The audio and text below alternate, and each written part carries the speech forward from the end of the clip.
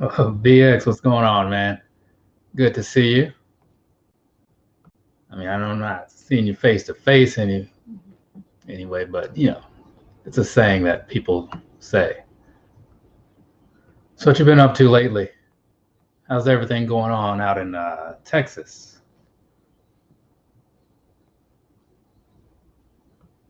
And let me see where this link is in case anybody does want to show up. I like to keep that in the chat. Put that pinned up at the top or something. Strange, because there was a little while, a few weeks or whatever, where you couldn't pin things, and now it seems to be working the same way for some reason. See, unpacking and trying to stay warm. Is it cold over there? I mean, I did go to Texas once in the winter, and it was actually, yeah, it was about this time, and I remember thinking, why is it so cold here? Because I mean, I knew it was the winter, but I just figured Texas would still be warm, kind of like how Florida doesn't really get like cold. Texas pulled a fast one on me. Julian36 just bought some Air Max 90s because of your videos. Okay, two-part question. Which 90s did you buy and which video did you watch? Because I understand there may be two different ones, Maybe you watched my orange pair and you bought a green pair or something.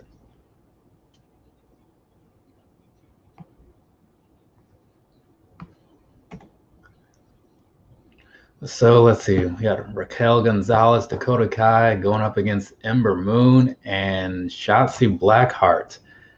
I am not a huge fan of Shotzi Blackheart. Like, I don't know. Maybe I haven't paid enough attention. Maybe I'm just missing something, but I don't know. I think it was all the yelling she was doing during Halloween Havoc.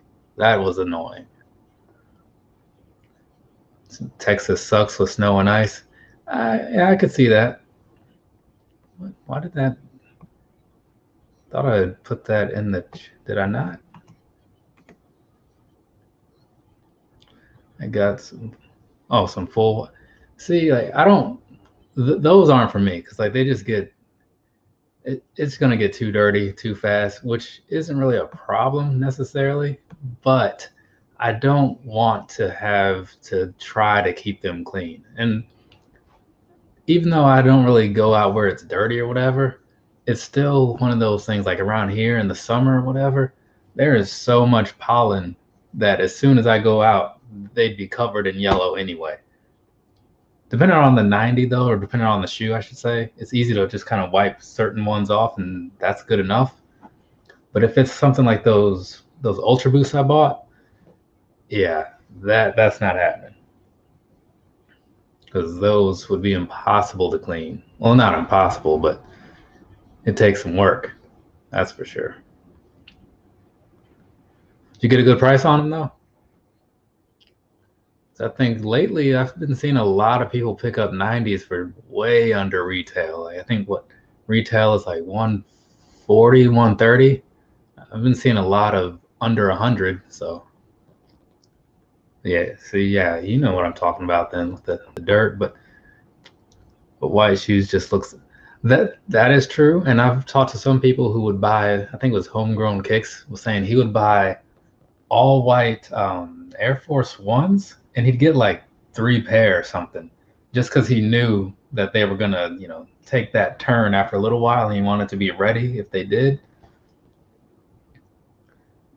Switzerland, huh? I've never been to Switzerland. I was close once physically, I guess, because if I remember right anyway, when I went to Finland once, and over there, like I guess there was someone was like, oh well, if you had been in town longer, we could have gone over here. It's not too far out of the way. But I don't always do a lot of research when I travel. I have an idea of what I want to do. I might have like 1 or 2 things on the list. Like I want to see this and I want to go to this place. And then I get there and I knock out those things. And usually it's just I figure out what I can do on the way to those things. And that's what fills out the rest of the day. So I'm not sure who Lewis Forbes is, but let's see. Let's take a chance. Hello, Lewis Forbes. How's it going, man? Not too bad. What about yourself? Yeah, I'm doing all right.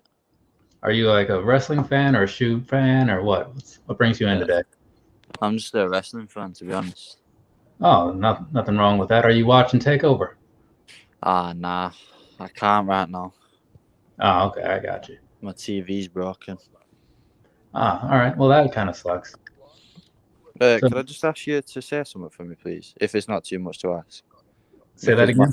Could I ask you to say something for me, please, if it's not too much to ask? You want me to say something for you? Yeah, because my friend's a wrestling fan as well. And I'd like it if you just, like, called him a little bit. No harm, no hate. Wait, what is it you want me to say? Could you just say that Cameron is shit at UFC? No, That's I'm all not it is. saying that. This is a Come on, family man. channel. Oh, sorry, bro. I've got to go. All right. See you later. So that wasn't weird at all. That a while ago I did a live, and I'll let people in, whoever clicks the link and whatever. And somebody clicked on it, and it was this guy from where was it? I think he was in the UK. He was just drunk or high or something. He was not in his normal mind, or he's just naturally crazy.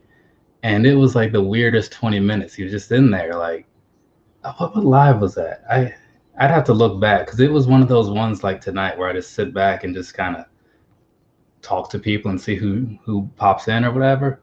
But man, it was awkward to say the least. But let's see. Okay, and see if there's anything left in the chat.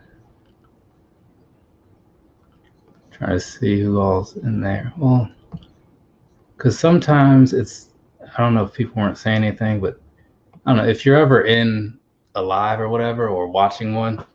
At the top, it has this live chat and top chat thing, and sometimes it'll be on top chat by default. And if you aren't paying attention, you will miss certain messages or whatever, something like that. So you got to switch it over to live chat. Otherwise, you're going to miss out on some stuff. But yeah, in this match so far, like, I got my money on Shotzi Blackheart and Ember Moon because it just makes sense. Neither of them have really been winning lately, and they both seem to have this like push or whatever to like be popular. So somewhere in here, something's got to give. Got to go. Unfortunately, it's a little late at night. Yeah, I would imagine, because I mean, I'm guessing it's probably a good like 8 hours, 8 to 9 hours after here or something. But yeah, appreciate you coming by though. It's always good to have people show up for a minute. So have a good night. Enjoy the rest of your evening.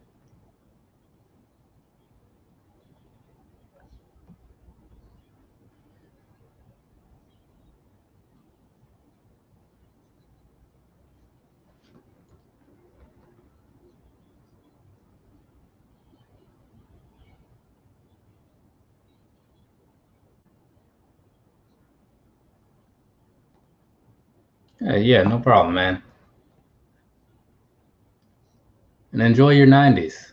You paid a lot of money for them, so hopefully they work out for you and stay clean for a while out there in old Switzerland.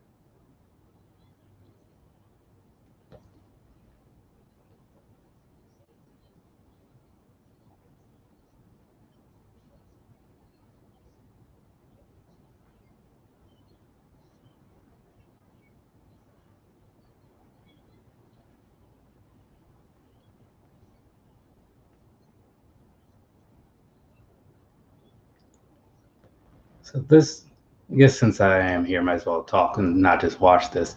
So watching this match, right? Like it's weird because it's supposed to be like it's a big deal. You know, the Dusty Rhodes Classic is kind of a big deal, right?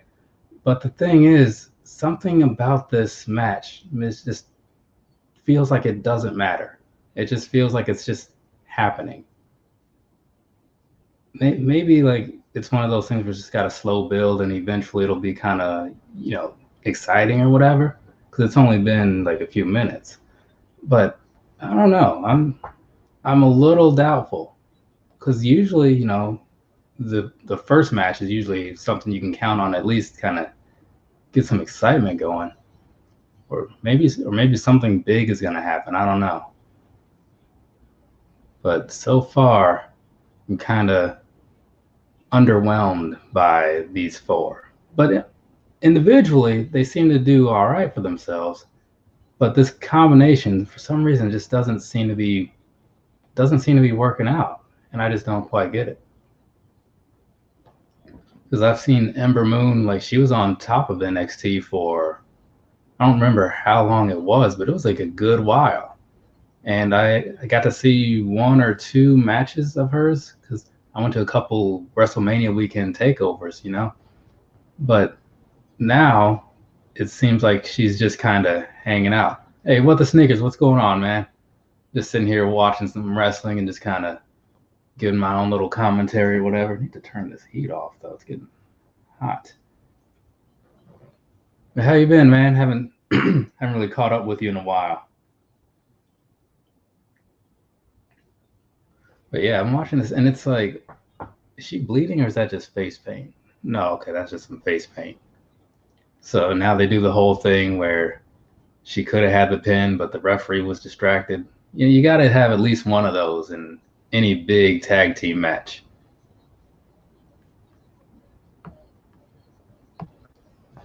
Otherwise, it's like it just doesn't count,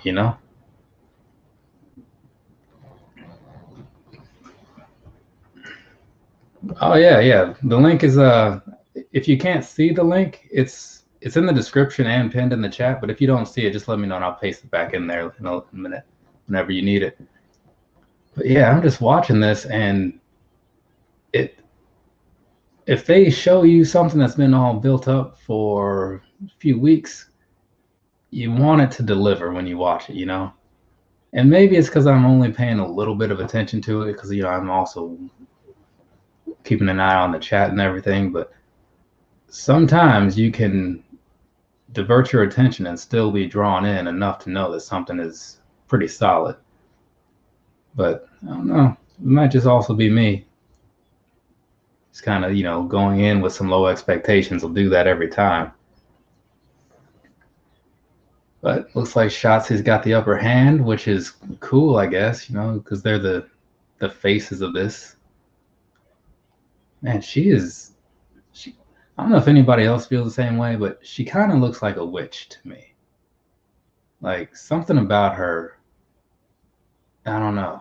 I don't know what's going on there. Maybe it's the hair, the face paint / excessive makeup, but something's weird here. And that tank thing's a little odd too. I don't know what's going on with that. But now it looks like she's going for some. Oh my gosh, she almost killed herself. She I don't know if it's just me or if I just happen to catch her at the right time, but she seems like borderline accident prone sometimes. Because what she just did, trying to do that kind of like a reverse stunner, if you will, or whatever, it looked like it was going to go bad from the start. And then when it happened, it wasn't very good either. You know what I mean? So it just started bad and ended not necessarily bad, but not good either. So I don't know, man. I don't know. But people seem to be behind her because she's on TV a lot. Either that or they just don't have a lot of people. I don't know. But there's got to be a reason. You know what I'm saying? Like, if you see something and you're not super into it, but everybody else is into it, and you might be thinking, maybe I'm missing something. then again, not everything is for everybody. That's why they have different flavors, right? If you don't like chocolate, you can try strawberry. So now Ember Moon, let's see what she's gonna do. Some kind of, oh well, that looks like that hurt. I mean, it looked like it was supposed to look. It's just it looks painful, kind of like a doomsday device in a way, but with a more flat landing. So man, that sucks for old Dakota Kai. Because I mean, falling flat on your back from, I assume this girl's probably like a good at least 5.5 feet tall, something like that. So from a good 5 feet in the air, I mean, that doesn't sound great, you know? I mean, I've had some falls like that, but they were on floors that are made to fall on, you know? Like when I used to hang out at the gym with people.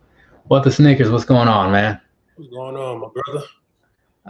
Just sitting back, watching a little bit of wrestling and just passing the time, you know? I already know, man. I mean, I know it's Valentine's Day, so I get a lot of people are out doing all that, but not me. It's just another Sunday over here. Yeah, I ain't already took care of that. Had to work today, so knocked all that stuff out. Work back home. Okay, yeah, that's cool. Then at least get it out of the way. So, because I remember, weren't you working some weird hours for a while?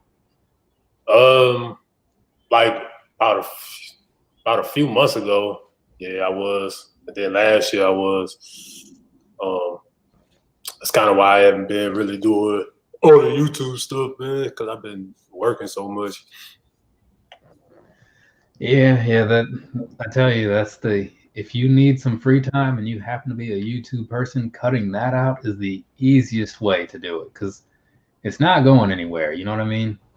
You can keep your presence going in some kind of way, you know, through other areas. You know, you can stay out on Instagram or you can do whatever. You know, you can jump in alive here and there. You know, just to kind of keep your name out there, but.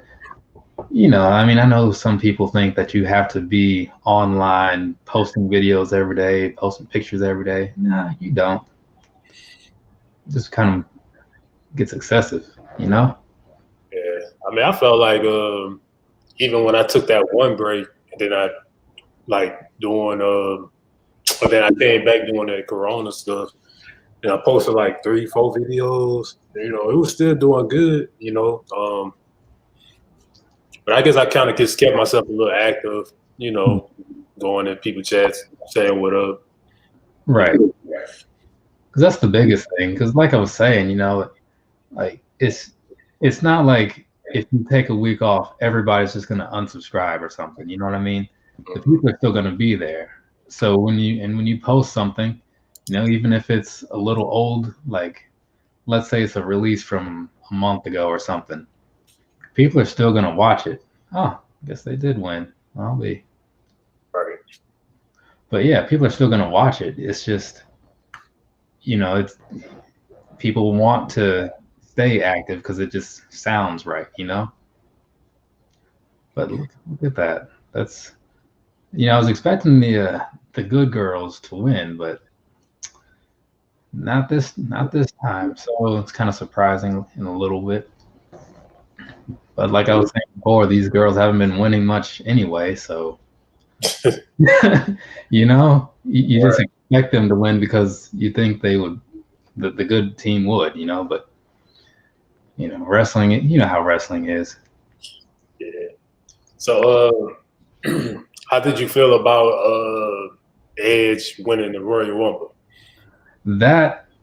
So I'm cool with the fact that it happened. But my only, and I don't want to say complaint, but like the one thing that I'm not really thrilled about is, you know, because you saw they had him come in first, right? And last all the way to the end. Right. And he wasn't really so active that whole time. You know what I mean? There's a lot of him like, and I get it, you know, it's a long match. So people are knocked down to take a little breather or something like that. He spent a lot of time down, you know, so it's like, look, if the guy isn't quite ready to go in there and be, you know, 100% through the whole thing, or at least close, I don't know that you really need to try to make the point of him going in there and being this machine that went from start to finish. Sure. But otherwise, though, as far as the whole story and like him coming back from the injury, from how long was he gone? It was years, right? Years. Years. So yeah, it feels like forever. He probably walked in the locker room and was like, man, I don't really know any of these people. But like he comes back, from his injury, and then he had that match last year, the big surprise with him coming back, and then fought Randy Orton, got injured then, and then everything shut down anyway. So he wasn't really even able to come back until now. So hopefully he's able to carry on that momentum, though, and it'd be cool if they could get some people in there to watch these things, because everything feels a little flat, you know what I'm saying, without a crowd there. Mm-hmm. Yeah, well, definitely. I mean, I'm glad for him. I feel like I really don't want it to mess up the momentum of the current champions, like, Drew McIntyre or Roman Reigns, especially Roman Reigns, because he's definitely been on top of his game since coming back. Right. And that's the thing. He's doing, I mean, I'm not a fan of the guy, but like I can't deny that he's doing the best he's been doing in a while, right? And even on the NXT side, because I know if you saw NXT, like 2 weeks ago, Edge was like, hey, I can fight any champ I want, so maybe I'll pick one of you guys. And I did see that. Mm-hmm. And so, like him versus Finn Balor, I would really like to see that. Of all the champs, I think that'd be the one I'd like to see the most. But like you just said, him kind of derailing momentum, in a way, I feel like if he fought Finn Balor and beat him, that would kind of be weird on NXT's level. And if he lost to Finn Balor, it'd be understandable, but it'd kind of kill Edge's momentum in a little ways, Right. So I think the best bet is probably for him to fight Drew McIntyre and beat him. Because, I mean, it's just the best case scenario. So do you think they would try to, I mean, of course, to make it work, I mean, you're going to have to turn Drew like a heel or something, maybe. Yeah, because, I mean, and I haven't been paying a whole lot of attention, but, like, you know how they kind of go in, like, phases or whatever? Mm-hmm. Like, they'll have one guy and he'll be the guy for a while, then something happens, and, like, if he loses the title, it might be because of somebody, and then they're off over here having their fights for a couple months while the champ is over here with this other person, So I could see somehow if Drew lost because of something else or whatever, and then if Edge beat him, there's always going to be that whole thing of Edge and Randy Orton, right? So that'll probably be reignited for a little while. I wouldn't mind them bringing Keith Lee back somehow into the mix. I don't know what happened to him. Mm-hmm. But best case scenario as far as aftermath of if he beats somebody, I think it's Drew McIntyre. I just would rather see him fight Finn Balor. I mean, what do you think? How would you like to see it all play out for the next, like, say, 3 months or whatever? Yeah, I don't even know. That's a tough one, because I really it's hard to see him face one of the two, like Roman Reigns or Drew McIntyre, because I know they definitely been on their game. Right. And him facing Finn Balor, that would definitely be a good match. I think their styles would be definitely good for each other. See, that's the best match would definitely be that one. And I think now Edge can lose that match, but it can't be like too clean of a win. You know what I mean? Like if he just goes in there and Finn Balor just beats him, it's like, okay, well, I mean, it might be okay later. You know what I'm saying? Eventually, but right now, if they got all this momentum behind them, that would kill it. So if somehow there was like a little bit of interference in some kind of way, that would probably be the way to go. Like if somehow it got turned into like a 3-way match or something. That's probably the best way to do that, you know. And that's the same thing they do sometimes. Like they throw a third person in there so that way, just to kind of keep the story fresh. Mm-hmm. Johnny Gargano's got some Wolverine colors tonight. So I never really noticed it so much before until like they started bringing out the toys and stuff and talking about it online and like his different styles, because he's come out in like Venom and Carnage and Wolverine and Captain America, all kinds of like themed colors to his clothes. But I don't know how long he's gonna be able to pull that off, and he runs out of ideas sooner or later. That's true. I'd definitely like to see what happened with the Miz though, because I feel like with the Miz, I feel like he definitely deserves to have another shot at winning a title. You know? Yeah, that's because the Miz is one of those guys who's it's kind of like in the Dolph Ziggler category where it's like they aren't really in the spotlight, but if you put them in there, they would remind everybody why they should be in there. Absolutely. Because I know Miz had the world title at a WrestleMania years ago. I don't remember which one, but it was, oh man, it was probably like almost 10 years ago at this point, just taking it. And I think something happened. Like, didn't he get like a concussion or something like that during the match? I don't know if he got a concussion during that match. Well, I know he was like knocked out at some point. I know that happened because I think it's the one with him and Cena, and something happened. But either way, it seems like it's been a while since he's actually been a real contender or whatever with the title and stuff. Mm-hmm. So, but he's been pretty good in every role he's done since then. You know, like, you remember when he was with Damian Sandow? Oh yeah. And they had like the stunt double sort of thing going on. That was a funny gimmick. I love that, man. I love that gimmick, man. That was one of those things where like if I heard about it, I would think it sounded ridiculous. But seeing it, it's like, okay, this makes sense. Yeah, it almost make me mad, man, because I mean, I don't understand why they even have released Damien. Like, he was a good wrestler, man. He was a good wrestler. He did everything, like, you know. So I thought he deserved more than what he got. Yeah, it's crazy how they'll keep some people around that are doing nothing, but the people that are getting the attention sometimes are the ones that disappear. So, I mean, I think he went on to do. They brought back NWA to some extent, and they had a show. I think it was just on YouTube or something called Power, but that was the end of 2019, beginning of 2020, and it was good. You know, they were kind of getting some momentum, and then all of a sudden it just it had to go away because everything was shutting down, and they were so new that they just weren't able to keep going. You know what I mean?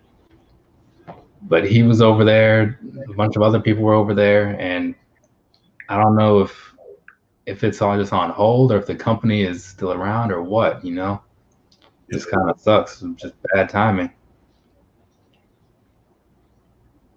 And now they have only like a couple of real places you can go. You've been seeing or watching at all of anything other than Raw and all that stuff? You seeing any like AEW or anything?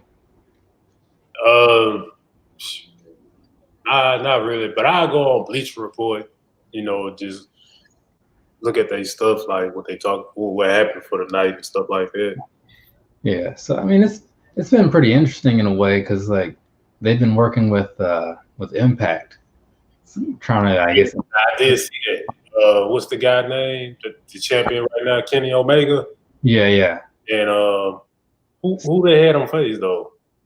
Say that again. Who they had him face? It was so their champ, like the Impact champ, is what's that guy's name? Rich Swann. You remember he was in WWE for a while. He was a cruiserweight champion for a bit. He's a very entertaining dude. He's got a lot of charisma. You know what I mean? Like as soon as you see him on TV, it makes you want to watch him. But it was those two going against each other because champ versus champ sort of thing. And then who was it? The Good Brothers, which was like Gallows and Anderson. They were on Kenny's side, and then I forget who was with Rich Swann, but it was pretty interesting though, because it's like just to see two companies kind of feuding like that. It's been a while. I think the last time was WWF and ECW. Yep. And that was somewhere in the 90s. So seeing them do that, I was like, okay, this could be all right, because there's not a lot of ways to really do too much to keep the people at home entertained right now, Yeah, like wouldn't you say that's probably like what the first time they have done that, like because I mean we know like with WWE they actually ended up buying out WCW, but this is like two different companies, you know what I'm saying? Yeah, that's what I'm saying. Like when was it like 90? Was it 98, 97? Something like that. When I think it was like 96, 97 when people from ECW would like go on Raw because like I think they had like Sandman and Tommy Dreamer and Van Dam and Sabu. They they just go on Raw and just kind of cause some ruckus or whatever, Right. And then Jerry Lawler had his feud with, man, who was he mad at? Was it Taz? He was feuding with somebody, like so. I remember that, but I don't remember who he got issue with. I can't remember all the details, but I just remember hearing about that later because it was like right after I got into it, and I was like, and I heard about it later, and I'm like, man, that would have been cool. But now seeing it, and just thinking about, okay, like why hasn't this been happening before? I get you can't necessarily overdo it, but you can't always just have people crossing over, but it hadn't been done at all, So now seeing like Impact has had a show last night and it had some AEW guys on it. Because they're like one of the tag teams in AEW interfered in a match, and somehow they ended up becoming like the #1 contender for the Impact champions, like for the Impact tag belts. So I was like, I don't know. I missed some things as far as how it happened, but it's but I'm just saying it keeps things interesting and it makes it so much better because how you think back to like the Monday Night Wars, right? Sure. Like people would have paid so much money if there was like a pay-per-view that had like Shawn Michaels and Triple H as DX go against like Kevin Nash and Scott Hall as the Outsiders or something. You know what I mean? Like think about how well that match would have done in like 97. You know what I'm saying? That would have been pretty good. It would have been better, like, even when WWE brought out WCW, but at that point, everybody was still trying to get their money, so they didn't want to really come. They just rather sit home. So. Yeah, I heard that's what was it? I think Sting did that. He just stayed home and waited out his contract. Sting, Kevin Nash, Goldberg, all time wrestlers, they did that. Makes sense though. I mean, honestly, I can completely understand it. If it's like you got some technicality in your contract where they're forced to pay you, for the next several months, and all you have to do is just be at home. That's hard to say no to. But from what I heard, DDP was, I think he might have been the only guy that did whatever and had his contract ended so that he could go on TV. Because that's why, like, when you look back at that, and I didn't catch it at the time, but when you look back at the invasion timeline, like in, was that 2001? There were only so many people. Because, like you said, some people were waiting out contracts, and some people just weren't hired. You know what I mean? Like, I don't think they brought in Disco Inferno. You know what I'm saying? I think they did bring in Disco Inferno, but I'm trying to think what if it was after that or was it before that? Because I think he jobbed out to someone, but I don't know. Like I said, it's been a while. And that's the other thing, because they ended up with this huge influx of people, and you have people like Buff Bagwell who just kind of appeared, and I think Buff Bagwell could have done all right. I know he was never anything amazing, but he was entertaining, and that's what people want most of the time. You know what I'm saying? Right. But I don't remember him really doing much of anything other than just being on Raw a few times. Yeah, I think he only had like one match, and then Kurt Angle and Stone Cold they beat him up, threw him out, and stuff like that. But I think. Now that you say that, I think there was something I watched a while ago where it was talking about like people that just disappeared from TV, and I think somebody brought up how, he like those two beat him up, threw him out threw him out the door, and then he was just never came back. So the only person I remember that actually talked about it was JR. I remember JR talked about it before, about what was going on and stuff. Yeah, that's the one thing I do like about a lot of those podcasts, because they'll bring in it'll be some old stories, but if you were around when it was happening, like it becomes interesting to you. Mm-hmm. Because I listen to like the JR ones, or like I don't listen to any a lot of like full podcasts, but I'll listen to like clips. You know what I'm saying? It's like him and like Jim Cornette, and it's crazy because when I listen to Jim Cornette, right, he'll be talking about all these things that happened years and years ago, and if you look forward like 10, 15 years from now, there's not really going to be anybody that has that full scope of what was going on. You're going to have people in WWF that worked there. You're going to have people that worked in Ring of Honor. I mean, maybe AJ Styles, I guess, to some extent.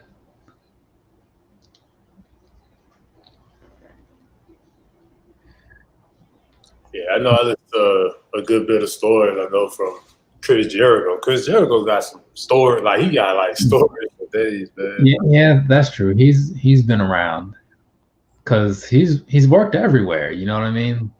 Like he's done all the big three. Well, as far as like early 2000s, late 90s, the big three.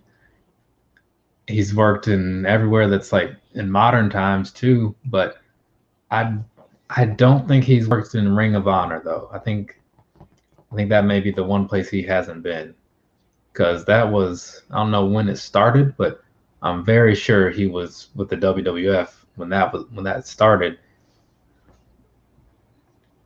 But I mean, if this if things keep going the way they're going, who knows? He might end up working with them too if they keep doing these crossovers.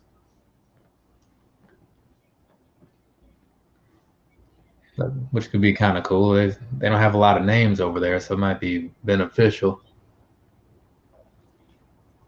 And Gargano is, I know you're not watching, but like this Gargano and Kushida match is pretty solid so far. I might have to watch this one again later. Because you can watch something and take away from it that it's pretty good, you know. But yeah, I don't watch much of NXT, but I mean, I always hear good things, like, you know.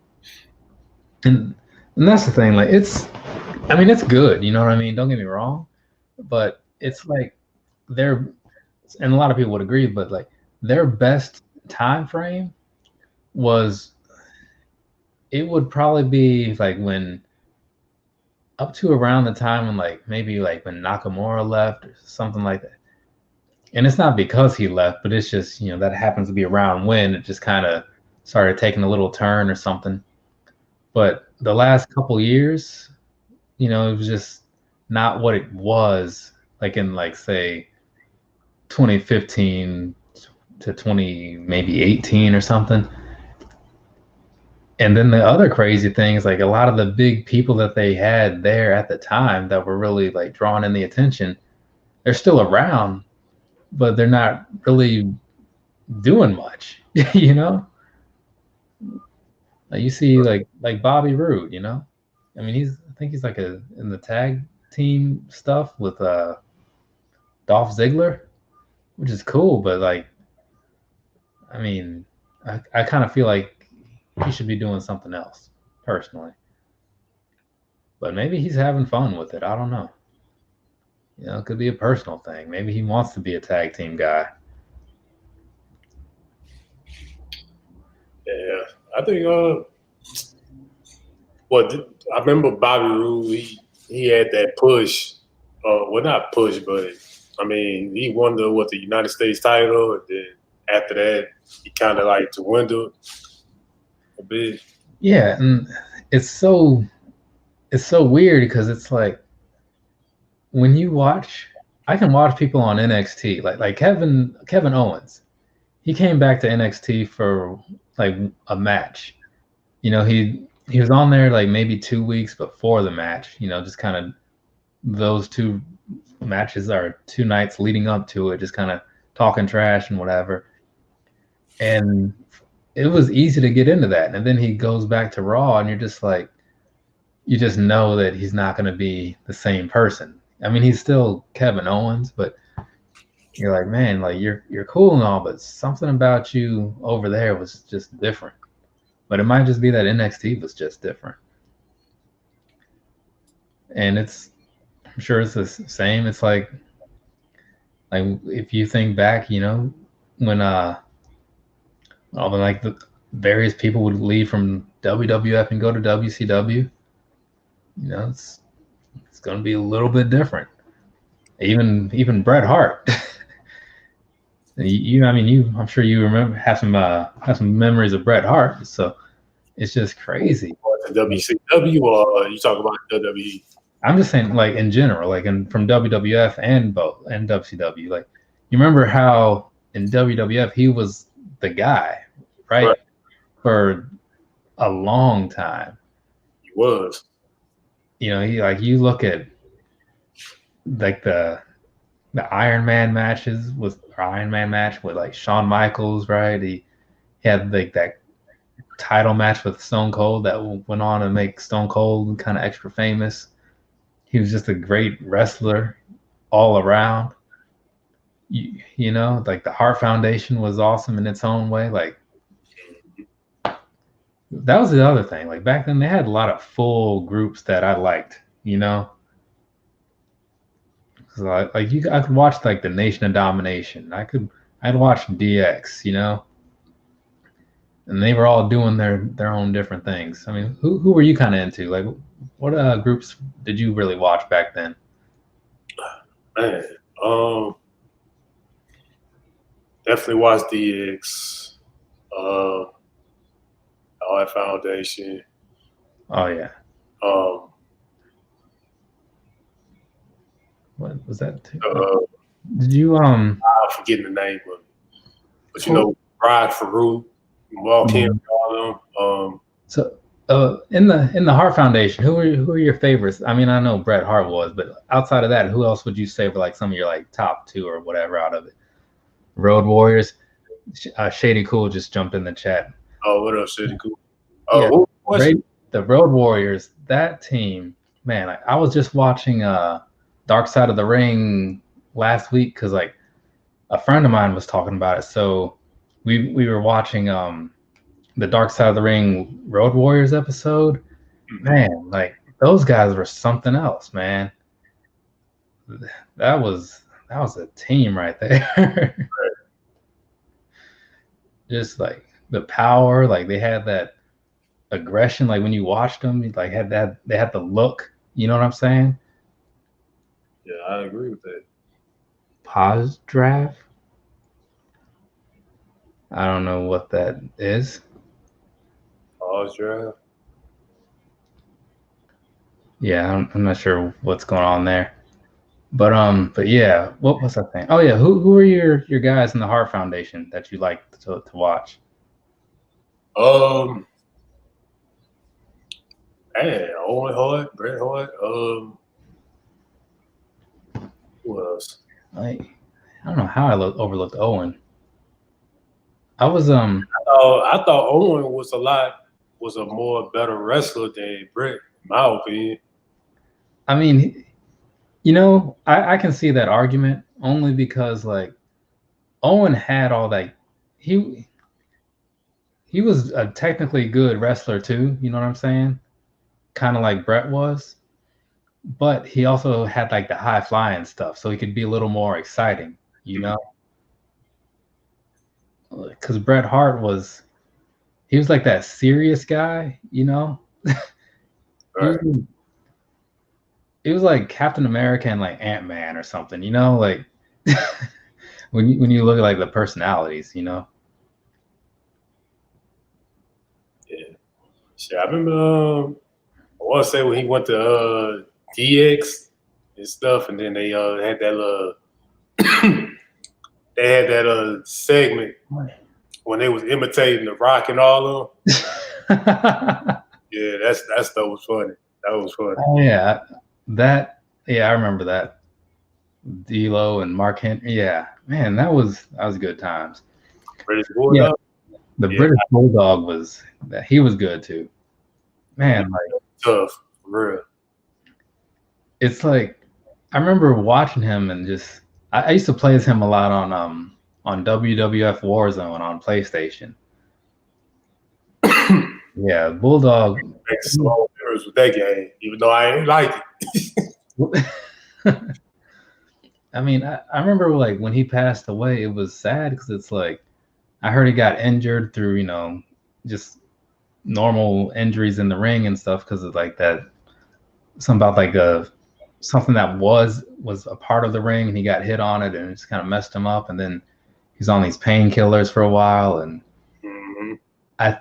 I think that he may have gotten clean off of them, but you know, years of everything that he was putting in his system just kind of caught up to him later.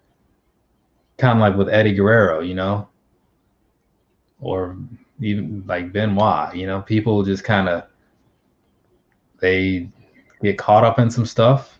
I mean, I know Benoit wasn't doing the drugs and whatnot, but I'm just saying, like you do whatever it is you do, and then you have to deal with those issues later. Surprised Mankind doesn't have any weird issues like that. I'm surprised he was. I'm surprised he even alive, bro. I ain't gonna lie. that I mean, when you look at a lot of his matches, the stuff that he did to himself, bro, like you wouldn't think he's some type of mere mortal, like, you know. Yeah, it's crazy because like I've seen him and like he speaks better than, you know, you would think, like, because I've seen people that have had like head trauma, not like in person, but like, and I'm sure you have, like just in sports, and it's not always pretty when it comes to asking them a question. Right. Who is your favorite all time? All right. I don't know if you see this question. It wants to know who's your favorite all time and why. And Shady Cool, I'll let What the Sneakers answer that first. But meanwhile, put yours in the chat because I'm curious. So, What the Sneakers, favorite all time and why? All right. So definitely gonna say Triple H. Okay. The reason why is because I remember him and DX, and then I remember the promo that he had when he had started getting that push. It was, I think it was on SmackDown, and he had that interview with Jim Ross, and I just I felt it, you know what I'm saying? And I knew in a way that he was going to be something big, because at that time, when you were a kid, you don't know about all the other stuff. Like, you didn't hear about all this stuff until later years, you know what I'm saying? But it makes me more of a fan of him because he got punished for a lot of stuff that wasn't even his fault, and the fact that he came out of it and became one of the biggest wrestlers to date, you know what I'm saying, and still going, tells me a lot about him. That is true. He is. You could argue that he has made the biggest jump if you count the lowest he's been and where he is now, because it's basically the highest. You know what I'm saying? And another thing is that he just has a real mind for wrestling. You could tell he knows about wrestling more than a lot of probably most of the people favorites. You know what I'm saying? He really knows the ins and outs of it. He's got that appreciation. You can tell when you look at the NXT stuff and all that, he's trying to make it what people want. He's trying to bring back wrestling as what the fans of wrestling want to see. Mm-hmm. So that's kind of the best way to put that, I guess. For me though, so my favorite of all time, God, it's always such a toss up. You know what I mean? Because between Shawn Michaels and The Undertaker, but I honestly think that I'm gonna have to go with The Undertaker, because as good as Shawn was and everything, something about The Undertaker that was my guy, right? So quick, backing up a little bit. Oh, first off, to Shady Cool, just picked this up today, Macho Man in the and Horde colorway, or whatever you want to call it. See if I can get that in the camera without the glare. That's the old WCW one, huh? Yeah, the madness. Yeah. So what was I saying? So Undertaker, right? When I first got into wrestling, the person that did it for me was it was The Undertaker and Mankind. I was flipping through the channels and I just happened to catch Raw, and I didn't know what was going on, but I recognized The Undertaker, and him or Mankind, I forget how it went, but one tried to burn the other's face, and then I was telling people about it at school and just got drug into it from that point on. You know what I mean? So fast forward years later, and I was always a fan of him. No matter what was going on, if I would tune back in over the years, I'd catch up with see what The Undertaker was doing. His matches always just kind of they pull you in, and if you ever seen him live, it's hard to overlook that. You know what I mean? It's just a crazy presence that as soon as you hear that bell hit or that dong or whatever, of the sound, you just know something amazing is about to happen. And he won't take the next 20 minutes to walk to the ring, but it's a show. So yeah, the Undertaker, he's the one, and the fact that he's just been around for so long, holding up that company, for 30, or held up that company for 30 years. The loyalty behind that is kind of crazy. You know what I'm saying? Just I can respect that. Like I said, it's legacy, man. It's just undeniable, bro. I mean, he's one of the few names that how Sting and WCW was kind of a thing. You know what I mean? WWF and The Undertaker, that was them. I really wish they could have done the Sting versus Undertaker match at some point, because man, instead we got Sting versus Triple H and Sting versus Seth Rollins, and Sting on Raw at some point, I think, too. But none of those were I think people like the fans would have been completely fine if none of those 3 matches happened, but Undertaker versus Sting happened. What do you think? The Undertaker versus Sting match. Like if that had happened instead of any other Sting match that happened in WWF. Shoot, I mean that would have been a seller right there. Even at the age that they at, like, yeah. I mean, like you've never seen that. Exactly, and that's like, that's the kind of thing that only comes, well, nowadays. I don't know when it'll come along again, but to have 2 organizations and 2 people that are like completely loyal to their own, building up in separate environments. And then it's like, okay, for years, they also happen to have like, it's not that they were just a face of their own companies. They also had the right vibe that if they fought, it would just make sense, you know? You like Sting better on Raw? I don't really remember a whole lot about Sting on Raw, to be honest. I don't either. I was watching at that time too, because I remember, because I remember going to WrestleMania in 2015, and I like to be in the know on what's going on. When I'm going into these events, for sure. I might take my little breaks or whatever from watching when I'm not, if I'm not going to the events or whatever, it doesn't matter. But if I'm going to WrestleMania, I want to at least kind of have an idea of what I'm about to see, And I remember Sting being built up around that time, and I thought I do kind of vaguely remember his look, and I thought he had a kind of a cool look, like the red jacket thing he had on or whatever. Yeah. But I don't remember a lot about him there. So he met WWF. But yeah, I mean, he was. I'm curious to see how he'll do in AEW now. I mean, I know he's how old is Sting? Like 60? Just as long as he don't injure himself, that's all I'm saying. Because he ain't even get that far with Seth Rollins. Yeah, Seth Rollins, man. And what is Cycle Jackson said? I miss the old WWE. Yeah, I remember the Raw. Well, I won't say I remember the Raw where they changed the name, but I remember when I first saw a Raw, when I noticed like that logo looks a little different. I don't think it was like that last week. And then I saw like the E, and of course I know they go on tours, and I was thinking like maybe they're in Europe right now and they just like use the E because they're overseas or something. So I wasn't really thinking about it.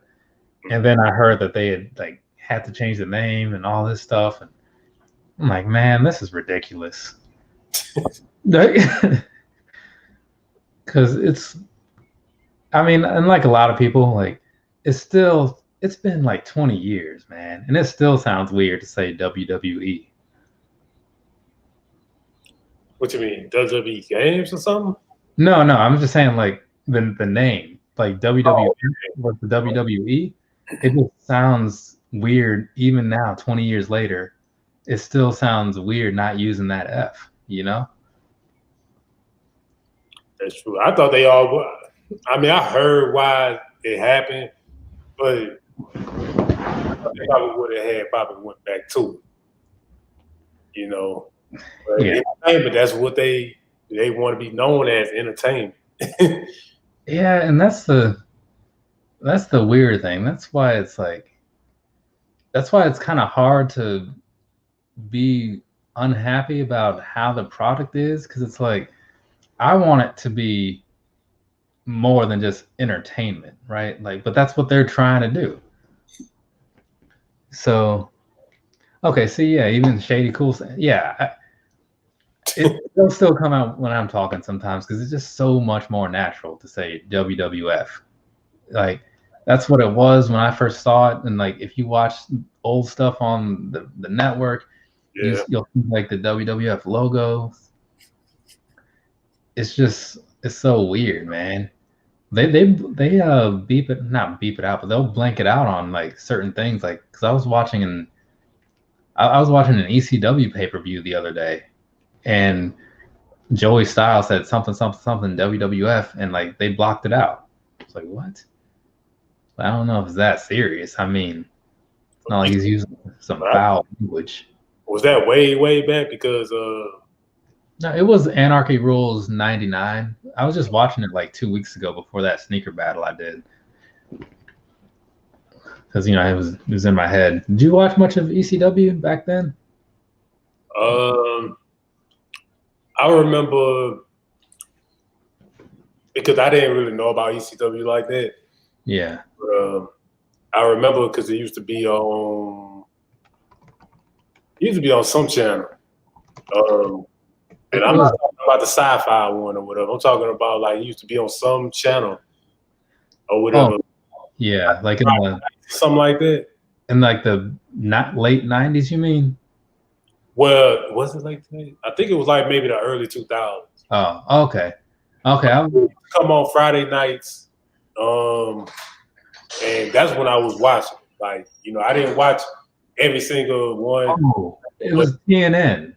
TNN, yeah. Because it came on after like Roller Jam or something like that, or Roller Dash. It was some show they would always make fun of. But yeah, TNN. She used to come on Friday nights, and I used to flip the channel, watch it for a little bit, and just remember them doing the craziest stuff ever. Yeah, that was ridiculous. Favorite match of all time. It, since we happen to be on the subject of ECW, it might be an ECW match. Hardcore Heaven 98, I think. It was, who was it? Rob Van Dam versus Jerry Lynn. That one is up there. Also, I'll go throw an honorable mention in there because I can watch that thing like anytime. Like it's like 26, 30 minutes, something like that.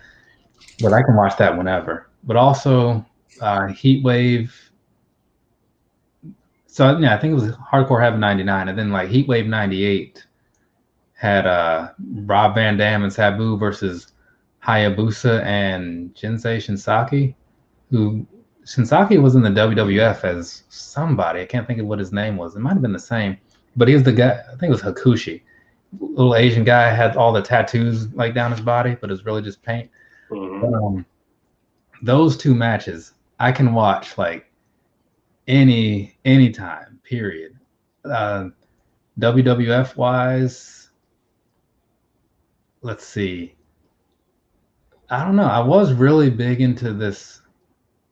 Going back to what got me into things, like probably one of the earliest memories I have is the WrestleMania 3 Macho Man and Ricky the Dragon Steamboat, and also WrestleMania, I want to say 10 with Brett versus Owen.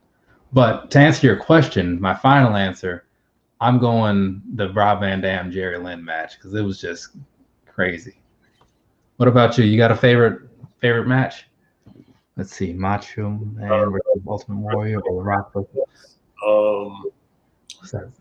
But I know it was the Kurt Angle and Shawn Michaels match. Oh man, that one was. Now that was real good, just because it was it felt like a real wrestling match, like a lot of technicals, and man, it was crazy, bro. Like I was like hooked in my seat, man. Like I think I had bought that DVD actually. I think I bought that DVD and when it came out, and I was watching it like over and over. Okay, man, that's funny you bring that up because the last time that my parents were up here, I don't remember why, but we like my mom was doing something, so like my dad was sitting here in the living room with me. And I put on the Stone Cold podcast with Mark Henry, and Mark Henry was talking about like getting into the business and building himself up and staying in it and all that, right?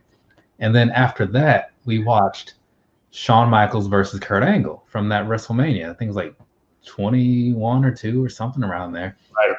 Yeah. But so we watched that, and now my dad he's not a wrestling guy. This might have been the first match he's like watched. And so he was looking at it and he's like, man, like the things these guys do and like how they talk about their struggles and getting into it. And then I see like the final product of these big matches. And I think we also watched like one of the build-ups to a WrestleMania, like how they do everything behind the scenes. Mhm. And so like between those three little things we watched, that like hour and a half or whatever all together, he walked away as like with a whole new respect for it because of like Shawn Michaels and Kurt Angle. That was a real good match though, for real. And they had never wrestled each other before that day. Right. Well, that's impressive too, because you would normally think like the first time out it's going to be a little sketchy, but that just shows you how good Kurt Angle and Shawn Michaels were, and together, like even that much better. Yeah, like, I tell people like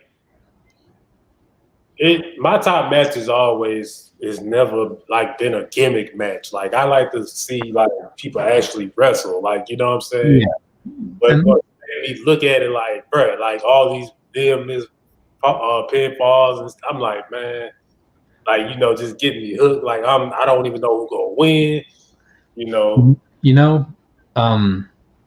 Going off of that note, like I'm the same way. And one of the best matches I've seen in person was Sami Zayn versus Nakamura at Takeover Dallas, because I didn't really know either guy. You know what I'm saying? I was just there because I wanted to see what Takeover was all about, and everybody's kind of cheering or whatever, and I'm like, okay, I guess this is going to be a big deal. But going in with zero expectations and seeing this crazy match, and then hearing other people talk about it like years later, like how good it was, I'm like, man, like I witnessed something amazing that night. And that's the thing, like, because when you can get your point across like that without going and having to have nothing against the TLC matches, right? They're good, right? But without having to do all that other stuff, and you can just go in there as like one guy and another guy, or one girl and another girl, and just make this amazing match, that says a lot more. You say like a TLC match, like I don't really put any other TLC matches up for the one like Jeff the Hardy Boys and Christian and Edge and the Dudley Boys, because it matched to what they actually was. Like, you know what I'm saying? Like we knew the Hardy Boys was the high flyers. Like we knew Edge and Christian was more of the technical wrestlers. We knew that the Dudley Boys, that was what they loved to do. They loved to put people through the tables. So it just made more sense for them to actually have that type of match, And it did, yeah. And it's cool how it worked out, because it, like each one of those, like the T and the L and the C, like all played to one team. You know what I'm saying? So it just worked out perfectly. But again, like at the same time, you can look back at other tag matches, and I can't quite think of any like off the top of my head, other than like that Sabu and Rob Van Dam match I was talking about. But when I see a well done tag match, that's almost more amazing to me than a well done singles match, because it's like that's four people working completely together, obviously, or 2 and 2, however you want to look at it, make this thing a reality. So when I started to pay attention, like some of the little things, like what was that team? The Revival. They're in AEW now as something FTR. But watching them, like, and I'll see them like on podcasts, and they'll talk about how long they've been wrestling and what they like. And then when you watch them and you see like the little things that they do and the transitions they make, and how like everything is just flows perfectly, and keeping like the opponent like locked into their side of the ring. And I'm just like, man, there is a lot that goes into this, to like keep it moving fluid and not so clunky. Because when you watch like a tag team where it's just two random people, it's just like a little weird, Yeah. Like you throw Kane and the Big Show in there, and all it is just a bunch of power moves and them just being unstoppable. But when you get like a good team in there, you get like Brett and Neidhart or something, you're gonna see some magic. All right. But But out of the gimmick matches though, are there any that you do kind of like to see? Like the Elimination Chamber, that's kind of cool to me. I just like the unpredictable side of it. Yeah, I definitely put the Elimination Chamber. I still remember the first one, with Rob Van Dam, Booker T, Triple H, Shawn Michaels, all that. That was dope. Of course, you got to put Hell in the Cell up there. Yeah. A lot of iconic man that happened in that case. like that. The first one, well, I guess the first two just set a bar that was so high because the first one was the first one, obviously, and it delivered. It had Kane and just like all the memories associated with that. And then the second one had Mankind getting thrown off the top. Wasn't there an Edge match or something? I forget. There have been some good ones, but go on. What were you about to say? Optimistic. What's going on, man? Was good, optimistic. Trying to think of another one. There was, because I know there've been some other ones. Definitely wouldn't say no casket matches or nothing like that. Because I think stuff like that's way too gimmicky for me, man. Like I couldn't imagine myself being knocked out in a casket like this. Like man, that's the thing. Like that and the Buried Alive, because it's not Buried Alive match too. Yeah. I like the Iron Man match. That one can be kind of cool. Rock and Roll Express. Oh yeah, they made a slight comeback in the beginning of 2020. The Rock and Roll Express. But I never heard it. I mean, I guess you could put that as a gimmick match, right? Like the Iron Man match. I mean, okay. You know what? I guess it is and it isn't. Because it's like I never really looked at it like as a big gimmick match. Like, you know what I'm saying? Yeah, it's an attraction. You know what I mean? But it's not necessarily like a gimmick. Right. Yeah, I'll kind of take that back. But I do like those though because those can be pretty cool. Let's see what else. I know WCW was all over the gimmick matches, doing weird stuff. And like the tables matches, like that's unnecessary because it's like that's not really saying much of anything. But do you remember? I never saw the match itself, but there was one tables match. It was like Cody versus the Big Show, and somehow like the Big Show was on the outside of the ring. Huh? Was that the match when they was doing it for the Intercontinental Championship? I'm not sure. I just saw the clip somewhere. Okay. But Big Show was on the outside of the ring, like about to step back in, and Cody like went and kicked him, and he like stepped backwards, and he had like accidentally stepped through the table. Yeah, I remember that. And it's like, okay,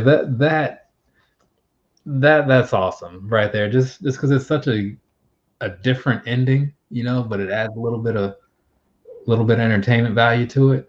And like the look on Big Show's face was just classic. Yeah, that was funny. But did you see what was it? They've had Inferno matches where it's like nobody's gonna get really burned alive or anything, So that I don't really get. Yeah, the Inferno match, I ain't really like that. And I feel like when you do an Inferno match, well, I think Kane the only one, that match was built for Kane. Like, yeah, because they had one recently with The Fiend and Randy Orton. I think they called it something else. I don't remember, but it was basically an Inferno match. But it was because now like they can tape everything before they even air it. So you could tell that when he lit the Fiend on fire, it was really just like a pile of it was like a scarecrow on the ground basically, So I mean it made for a cool effect, I guess, but you could tell it's like this isn't really him. So it's a little awkward. Like if you can't do it, don't do it. Just let it go. Yep. But yeah, I don't know, man. Like the gimmick match. I mean, obviously they're here to stay, you know. But I know that stuff. Now, they gimmick matches that stuff was just crazy. who? You remember like WCW, especially during they final years, like Oh yeah, they were. they were just having all type of crazy matches. I just couldn't. I was like, what the hell? They're just putting stuff on poles and building up random. What was it? It was like a cage on top of a cage. Right. Yeah, it was like the the match they had like on the Ready to Rumble movie. Yeah. Yeah, like that was just ridiculous right there. And what was I gonna say? It was because there are some things like what was that the World War III match where there's like the 3 rings, right? Yeah, That I still never understood what that match even is about. Like how you what's the whole purpose of it? I mean, I've seen like NXT take it and do their spin on it, and that it kind of makes sense because it's like they do was it? They'll have it's almost like an elimination chamber, like that kind of rule set, but spread in 2 cages. But I think EC or WCW was doing like wasn't it like a 60 men in a 60-man battle royal or something ridiculous? Yep. And I'm like, this doesn't even make sense. Like, what is? Are you just trying to just get everybody on the roster? Because that's when they start bringing out all those people you only see on Saturday night. You know what I'm saying? Like you see, like, oh, it's here comes Norman Smiley, and here comes Sonny Ono. It's like you guys are really just pulling everybody out to get to these 60. But WCW definitely had the luchador thing going strong. I mean, can't argue with that. Right. I was just talking about Juventud Guerrera the other day. Who are some of your favorites, your luchadors? Hey, Robert Valentine, what's going on, man? Yeah, Juventud, that was a good one. Psychosis. Yeah, Psychosis had that was one of the coolest masks. They had like the horns. Rey Mysterio. It was a lot of them, bro. Like honestly, especially in WCW, because WCW they was really pushing like cruiserweights, like you know what I'm saying. So without WCW, you wouldn't see a lot of those cruiserweights be like who they was or get that priority. No, because like at the time, like WWF wouldn't have taken a chance on them. Optimistic, what's going on, man? What's up, y'all? What's going on? What's up? Just talking about wrestling. Yeah. Did y'all getting the snow out there, man? It's snowing like a mug in Seattle. Oh yeah, I forgot I was about to say in Charlotte. I forgot you're out there for a little while. Yeah. We're good over here. I think we're supposed to. Like, but, when it snows in this area, it's just kind of like it's technically snowing. Not really. Yeah, like Charlotte. Yeah, a couple of little flurries. Yeah, right, it's 8 inches. 8 inches here. I just finished cleaning my car off, man. I was like, oh my God. Yeah, if it dips down enough, because it's been kind of sprinkling as far as rain for like the last hour, but if it drips or drops down a bit as far as the temperature, then we'll see some snow. I don't know, but it's been not warm, but warm enough to not. Yeah. It's like probably won't, because it's 40 degrees in Charlotte, so y'all probably won't get nothing. Yeah, that's what I'm banking on. A lot of rain. I'm just waiting on the rain in Seattle. It snowed a whole day yesterday. I was like, what the heck? So I know you chime in on the wrestling once in a while. You got any favorite luchadors you used to watch back in the in WCW? Oh man, WCW. or anywhere really. I was a big, like I said, that rocker. I got a Rockable Express shirt. It's at home. I can't probably somewhere in my drawer. That was like one of my favorite groups. Rockable Express, Midnight. I like the Midnight Express, even though that was the bad guys. But it used to be one of them that used to dance all the time for the Midnight Express. I can't remember his name, but he always did like a little shoulder dance, and that joke was so funny. I'm gonna have to look it up. Homegrown Kicks is over his gimmick infringement. I don't know. You remember the Midnight Express? And how that works. I'm trying to think, like, because honestly, I get a lot of those mixed up because, like, you know, a lot of people had Express in the name. But Jerry Cornette, I think Cornette, he was the manager. He was their manager. Remember Cornette, Jerry Cornette, or something like that? Yeah, Jim Cornette. Yeah. Now my favorite wrestler probably be HBK, probably be Shawn Michaels. Okay. Because he was little, tough guy. He was a resilient little man.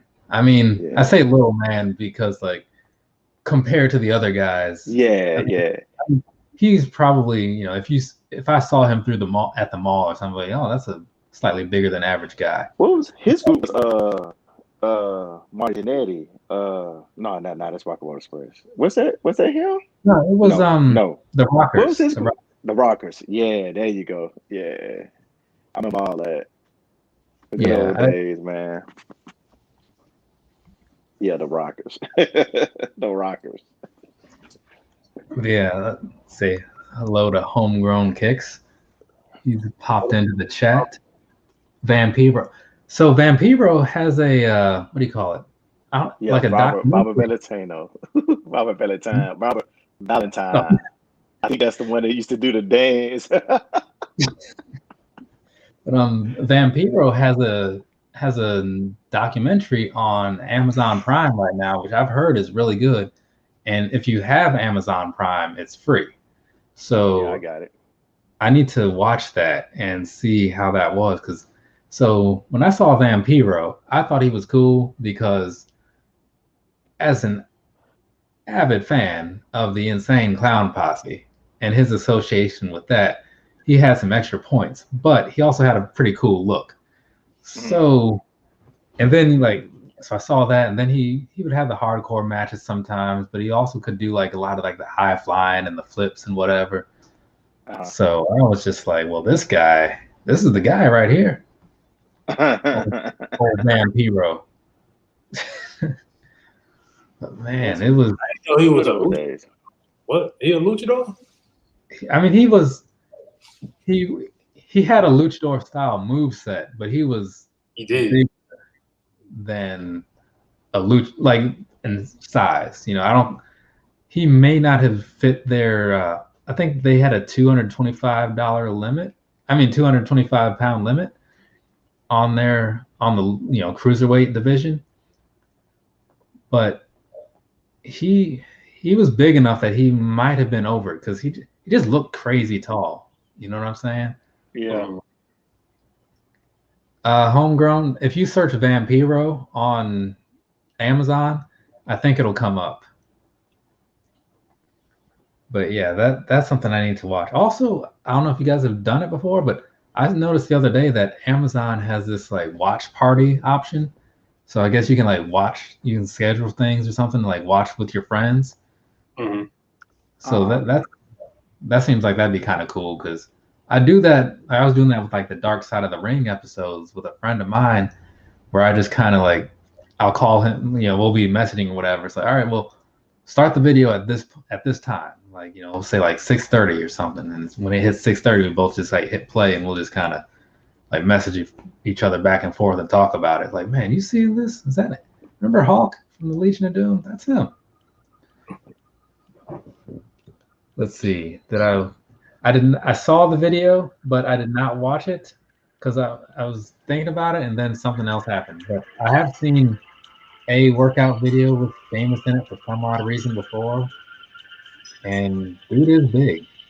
A lot of those wrestlers are big, though.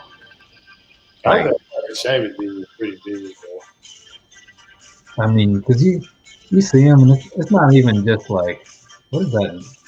Somebody has something playing in the background. Is that you? Yeah, my bad. I'm listening to finding something. Go ahead, my bad.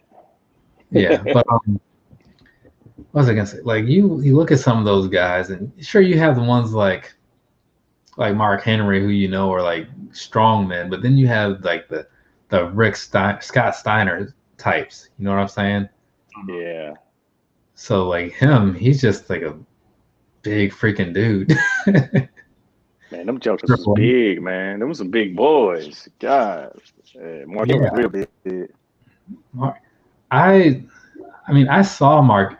Well, I've seen most of them, but I almost got to meet Mark Henry. I was so close.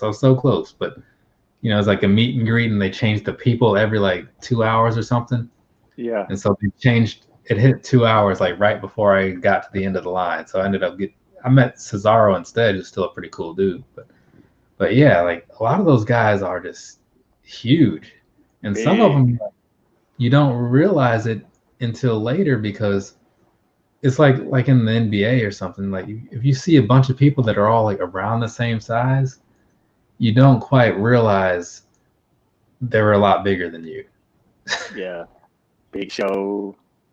All them jokers, man. I know they big as heck in person. Oh yeah.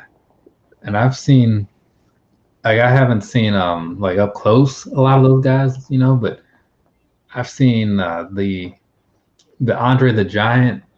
They have a life-size statue of him, and that was just crazy to imagine that a human being is that size.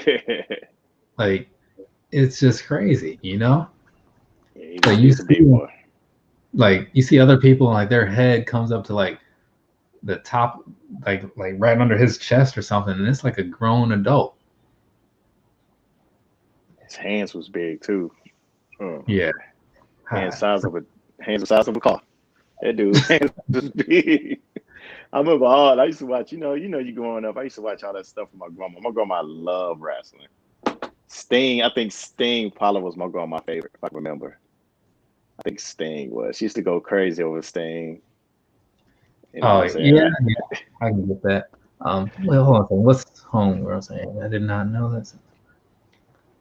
Yeah, I remember Netflix did have that whole theater thing going on. I mean, on Xbox anyway. I don't know if they still do or not, but you would think that with this whole everybody being locked into their homes, that last year would have been the year for people to like bank on synchronizing your watching across like different places, so you and your friends could all watch something and be in sync. You know, so if you want to have Skype on or like what's that thing, Zoom or something, then you could talk to your friend while you all watch it. So it's not like, oh, I'm at the 2-minute mark and this guy's over at the 5-minute mark, and you know, like you don't want that. But yeah, and yeah, oh yeah, I'm definitely 6'5" though. It's just I look shorter on the camera sometimes. Is all. Forget who was it? I think it was 1127 kicks and like keep pushing kicks, and one of them was like, "Oh man, I figured you were like this tall." Like, how? He said, "How?" Like, no, because like I mean, there are some people like I'll see them like, and you know how you can kind of just get a good idea for it. They're just like, man, this guy has to be a bigger dude, you know. Some people I can't really call it, but like I'll see like Jeezy, you know, and I'll like Jeezy Christ, and I'll think he's probably got probably like above the average height, maybe. Yeah, seems like he's 6 foot. He looks like he looks like a taller guy, you know. You look at my picture. If you think I'm 6 foot taller, then something wrong with you. My picture should let you know I'm not that tall.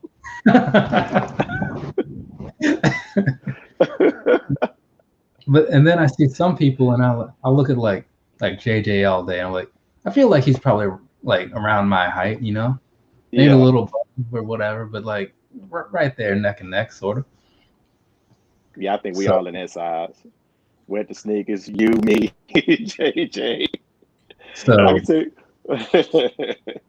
Oh, I tell you, I'm short compared to y'all. You can tell by the picture, bro. So, but I'm saying like one of these days when everything starts to kind of like come together, and they do like some kind of sneaker con sort of thing somewhere over here on the east side, because I know there's one coming up in like Ohio or something. People were talking about. They got That's one out of in my. Ohio? Somebody said that. Cleveland, I think Cleveland, but It'll be that one. or at least it's being talked about. I don't know if it's official or what, but if they do a real one and it's like DC or I don't know, Charlotte, like somewhere like kind of close, I will hopefully meet a good handful of you guys then. Yeah, I'll come to the next one, but it won't be in Ohio. I won't go That's what I'm saying. Because like, who was it? Man, Luke Hang. He asked me. He's like, "Hey, it was in like one of these lives. Like, what do you think about the upcoming sneaker con in Ohio?" And I'm like, "I live in Virginia. I don't care about that." Why would that in Ohio? It's cold in Ohio. Yeah, I'm like that. I'm not driving over there. I'm not flying over there. Hey, Chappelle, what's going on, man? I asked some people in Seattle. I was like, "How y'all sneakerheads in Seattle? Seattle, it rains like every day here. 80% chance of rain all day." But hey, I guess everybody have a passion for shoes. And so I don't get like over here. The weather is mostly predictable. I mean, living out, how it can be like on the coastal areas. Like you might get some like, random rain here and there. Where it might just, especially like down in where I've lived in South Carolina, and it will be clear as day. And then you go into the store, you come out, and it's like, my car, what? Did it rain here? Just real quick, just 10 minutes and it's done. And it's not even heavy. It's just there. Florida rain. Yeah. So that I get and I can kind of deal with, because it'll pass. Homegrown saying that Atlanta has had 3 cons so far, he believes. Mm-hmm. Okay. I won't put it surpass Atlanta. That is. I can believe it. I mean, that's the thing. Like, I don't have a problem believing it. It's just like I kind of like picture it. It's like how many people would want to go to it. You know what I'm saying? A lot of people that Atlanta's they wide open, so they looking and not buying it. I don't know. I don't really know what they'll go for. Well, I'm gonna tell y'all one thing, man. I went to one in Dallas. I think it was in Dallas. No, not Dallas. Fort Worth. It wasn't for me. It's a lot of walking. I honestly, I feel like I wouldn't enjoy a sneaker con. I just don't think I would. You wouldn't. I don't think you would.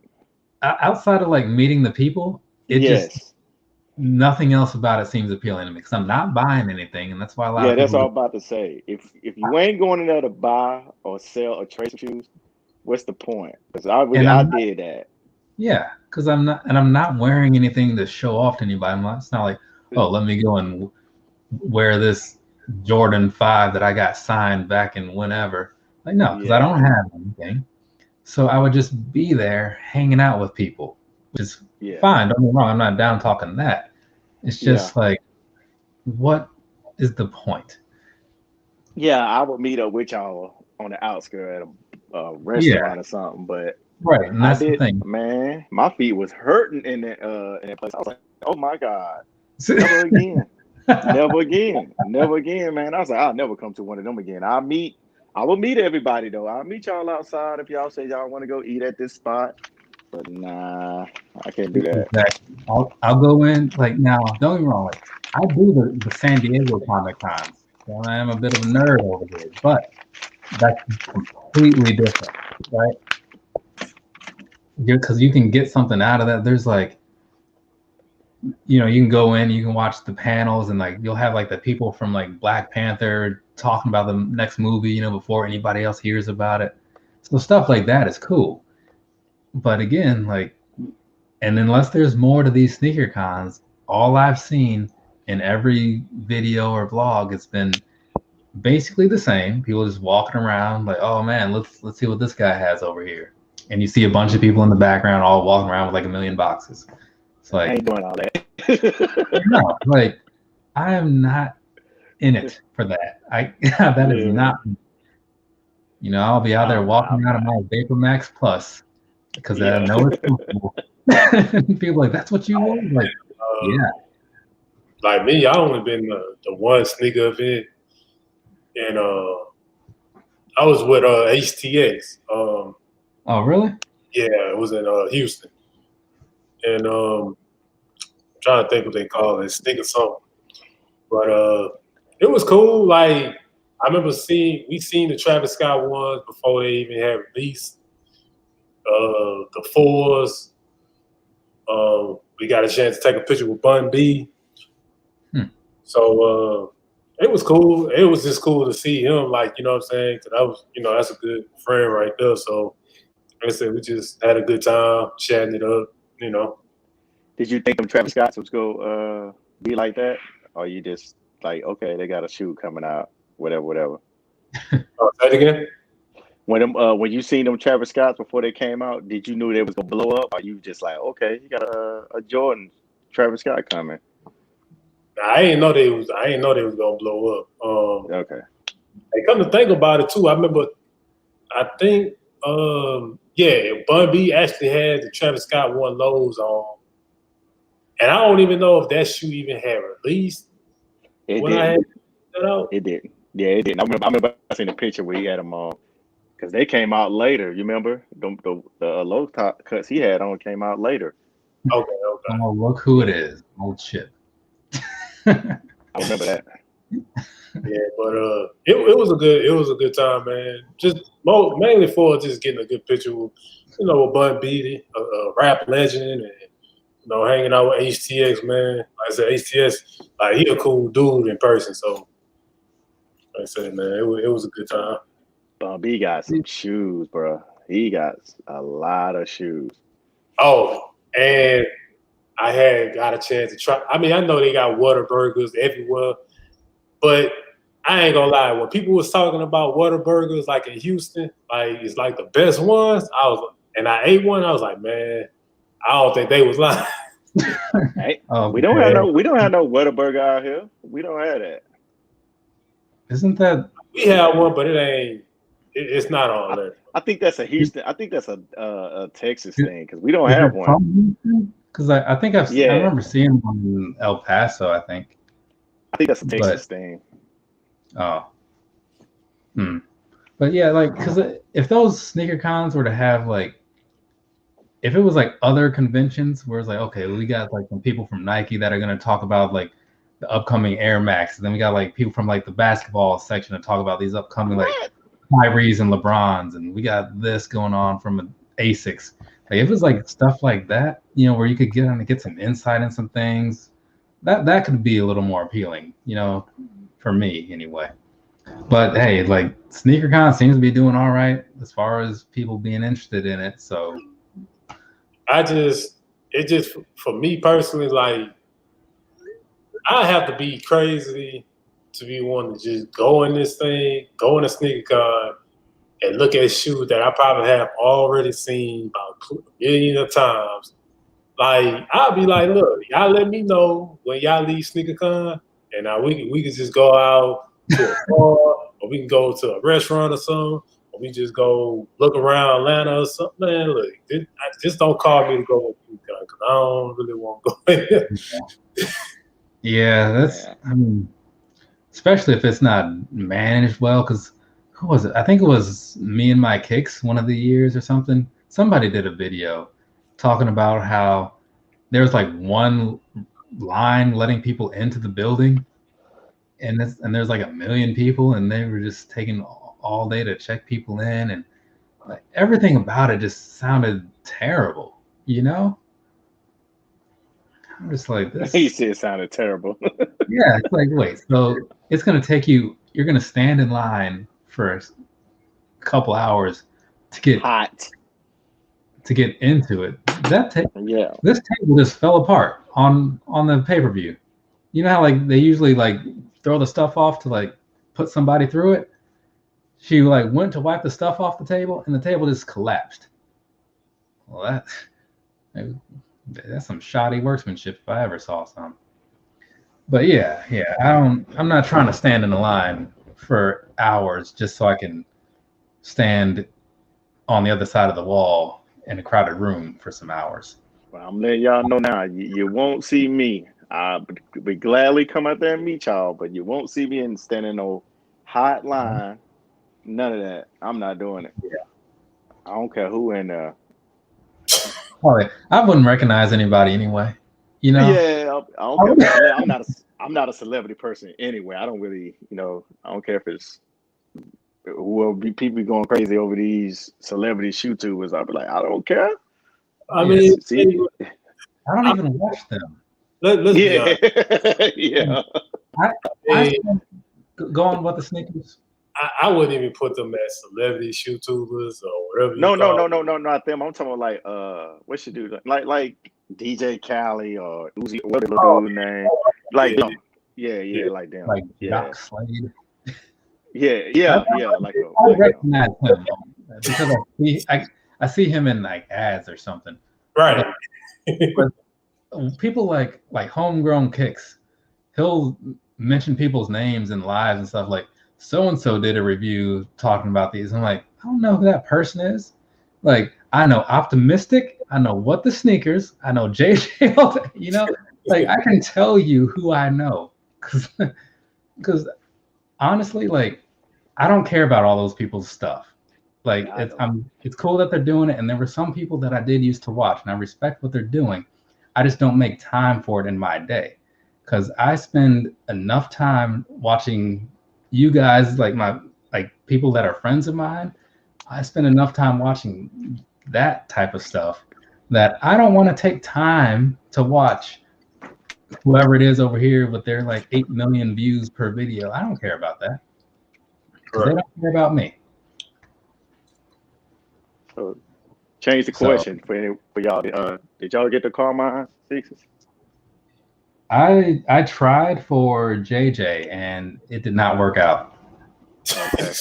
So I tried for JJ too because and I was trying for Moneybound, and it was just a no-go. It was. I tried in a few places too. I would say I put in about as much effort as I would put in for myself, right? To be fair. So, because I was on sneakers, I did the little, well, let me just submit it as a formality and see what happens while I go and try on the real sites. And everything else was like Dick's Sporting Goods, like sold out super fast. Hibbett, I don't remember what went wrong with Hibbett. JD, like everything else was just like, it made it seem like something had gone wrong. Like how badly it was going that morning. I was like, something's not right here. Yeah. Like if I would have, I went and because I had already been hit on finish line, so I had put in some more 10.5s because I know my little brother wanted a pair, so I hit on a pair for him, and I actually. It's funny because one of the pairs got the white midsole and the other pair got like a slight pinkish color too. Man, see, and that's the other thing. Cause like I honestly thought with some of that was going around that people would not be going for them unless they like saw them in person. But then I started to see that. Okay, later I saw people don't care. They're like they're gonna take their chances. Well, I almost thought about not even copying it for him, but I ended up still copying only because the woman, she ended up giving me a 10% off on it because she said that was like the last pair of 10.5s, and she was like, this is very much of an inconvenience and stuff, so I'm just gonna give you my discount. So I was cool with it. Okay. He said, well, it ain't that pinkish. So he's like, but I'll just take it still. It's not a big deal. Because I saw some people also say that there's I can't think of the name of the word. It starts with an A, I think. There's some kind of paint that people often use when they're like customizing shoes. And they said like if you just get some of that and just call it a day. Right. But, so Robert Valentine asks, what do you think about the Air VaporMax Flynet 2021 model that got rid of that crazy lacing system? I have not seen that. I honestly have not really looked at. I don't think I've really looked at much of any like shoe stuff lately. What do you say? VaporMax, Flynet. Did I see them? Let me see.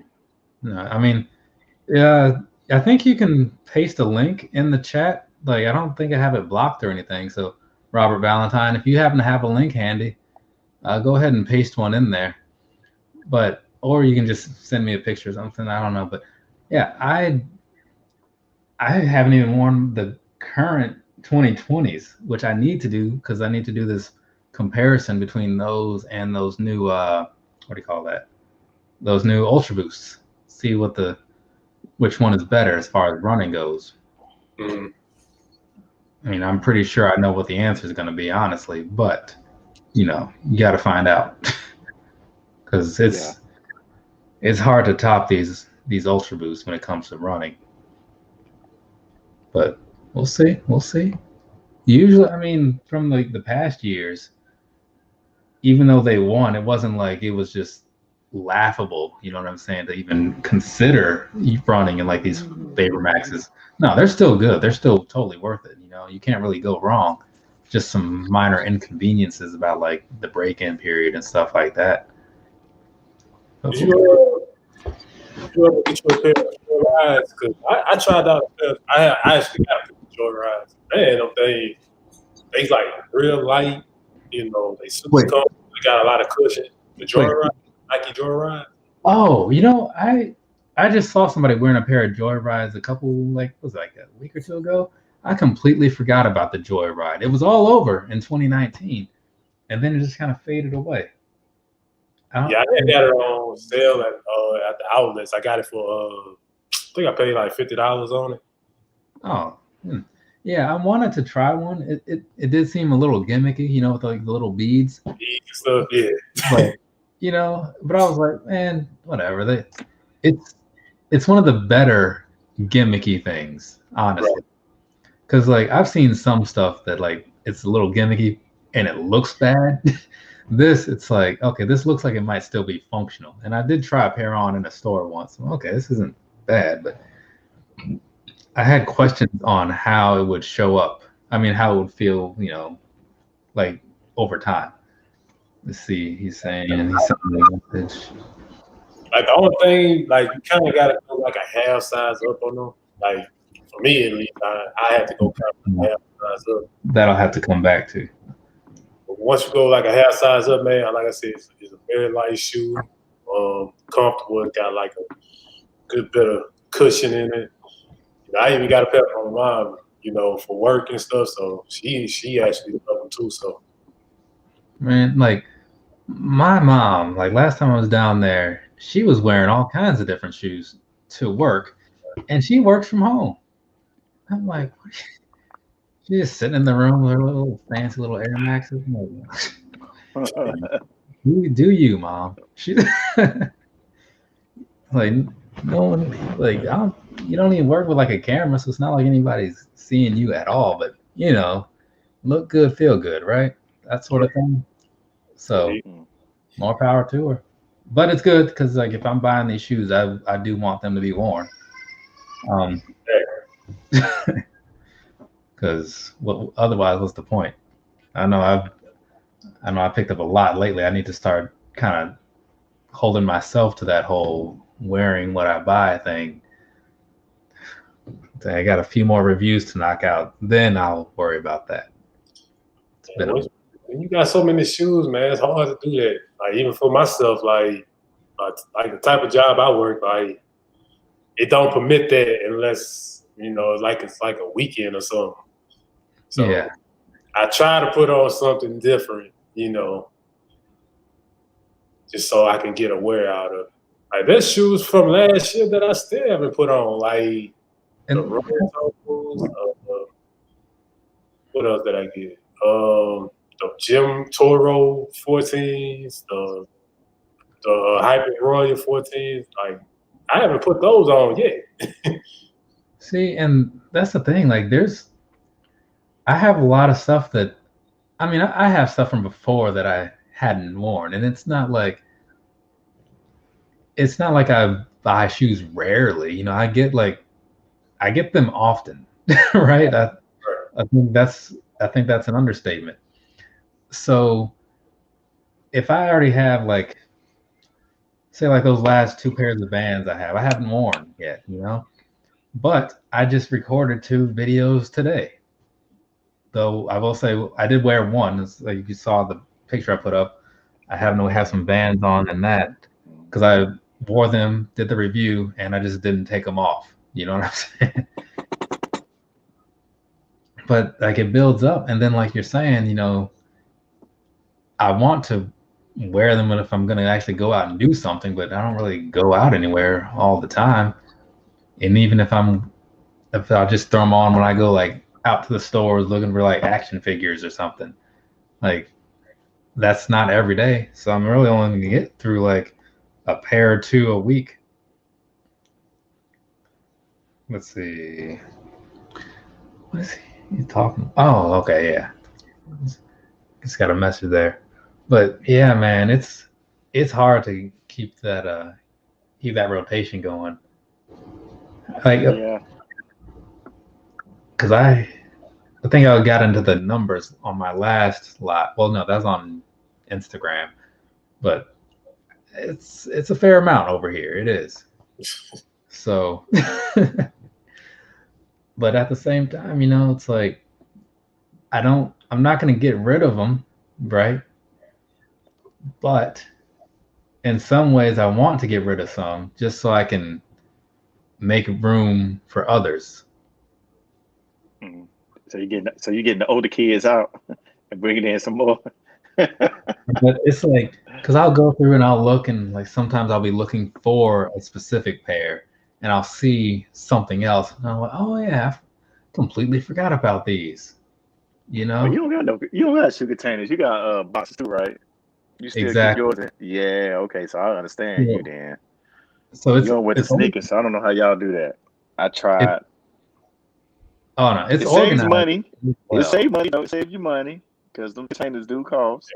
I love my boxes, man. Yes. Yeah. What he said. Yeah. It saves you money. So matter of fact, let me ask you something. Do you still got your boxes? Yeah, I got them in our other. We got like a 3-car garage, so that other one I just put out a lot of stuff in that one. See what I'm saying? I'm not gonna throw them boxes away. Destroy the boxes, man. You say what? I said you ain't destroy the boxes, so hey, you know you need. But man, when we first, you know, y'all got about 100 plus. I know shoe sleeves up. How many shoes you got? About 100 or something, right? We don't talk numbers over here. Just so they let you know you got 100. Just know that it's more than a few and less than enough. Yeah, and I think one time I was looking for my cool grays, dude, and they was like way at the bottom. And I was like, oh man, I gotta move all these boxes to get to that. I was like, nah, I gotta get them shoe containers. So I got them. Yeah, I was on DJ Dell's channel the other day going through some of my shoes, and it's a bit of a hassle in times like that because I think I showed off like my foams and 11s, you know, something that was like easy to get to because I started going through some of the Yeezys and I was like, there's no way I'm doing this. Yeah, see, there you go, right there. There's no way. Not at all. So I showed off like 3 pair out of like, because I got like 20 pairs of 350s. I'm not going through all this. Yeah. And so then, yeah, just give you a little glimpse. So after that, I was like, nope. But it's the one thing is I do have my stuff organized. Like right there, I know you can't see it, but I have like my Air Maxes, right? So from right to left, it's like 1s, 90s, 97 pluses. So when you get another one, do you just put that on top of your Jordan 1s? Or you? No, this is like the Air Max. So I just put it in line with the rest of the ones if I can. Okay.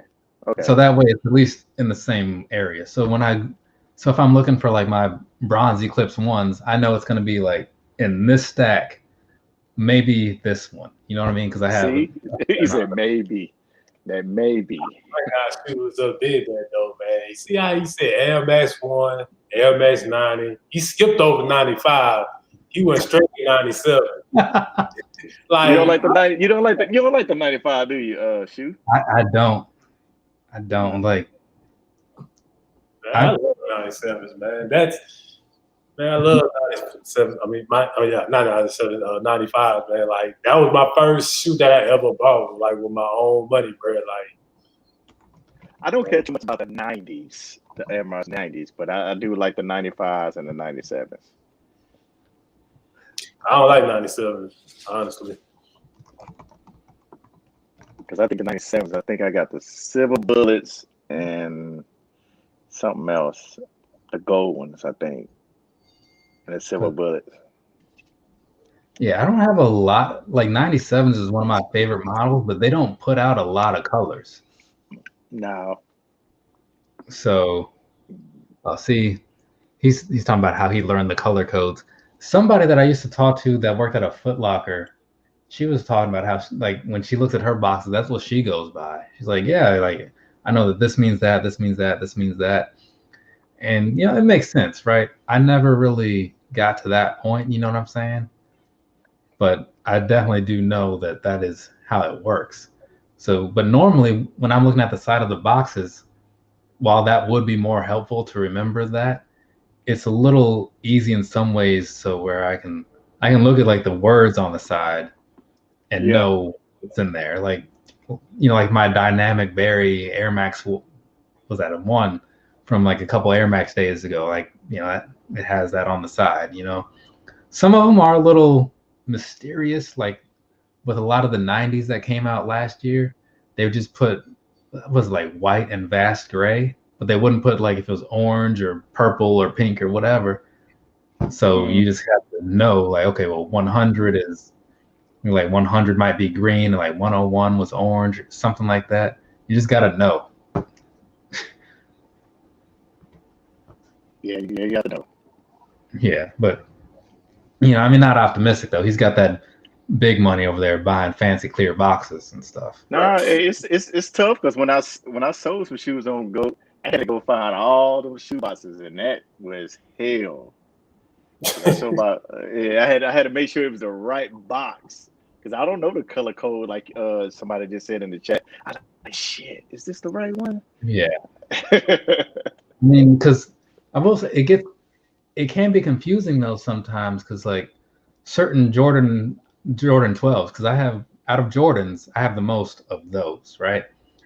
So if you look at like, what is it? Like say you take like the flu games and you take the neoprene pair and you take like I think the reverse taxis and there's something else. Like they all say some combination of like black and red and maybe white, right? So you look at them and you're like, man, I don't know which one this could be. Yeah. It's like, well, let me just take a guess here.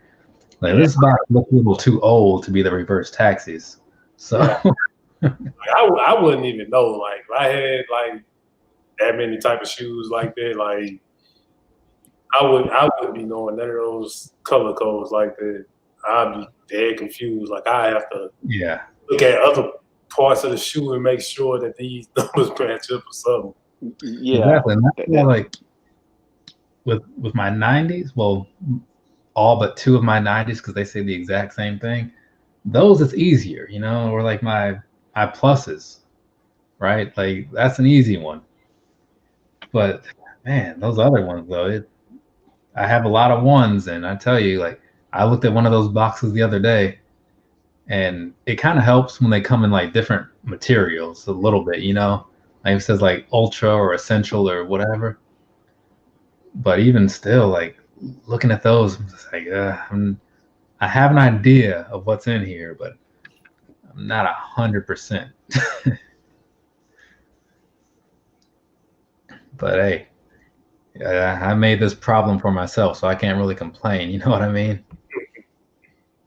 And I guess it's not a problem, but I tell you, if I ever, once I get out of this apartment, you know, whenever I decide to like try to like move into a home or something, wherever that may be, I definitely like rethink like how much room I truly need. Because I moved in here thinking like I'm only one person. How much room do I really need?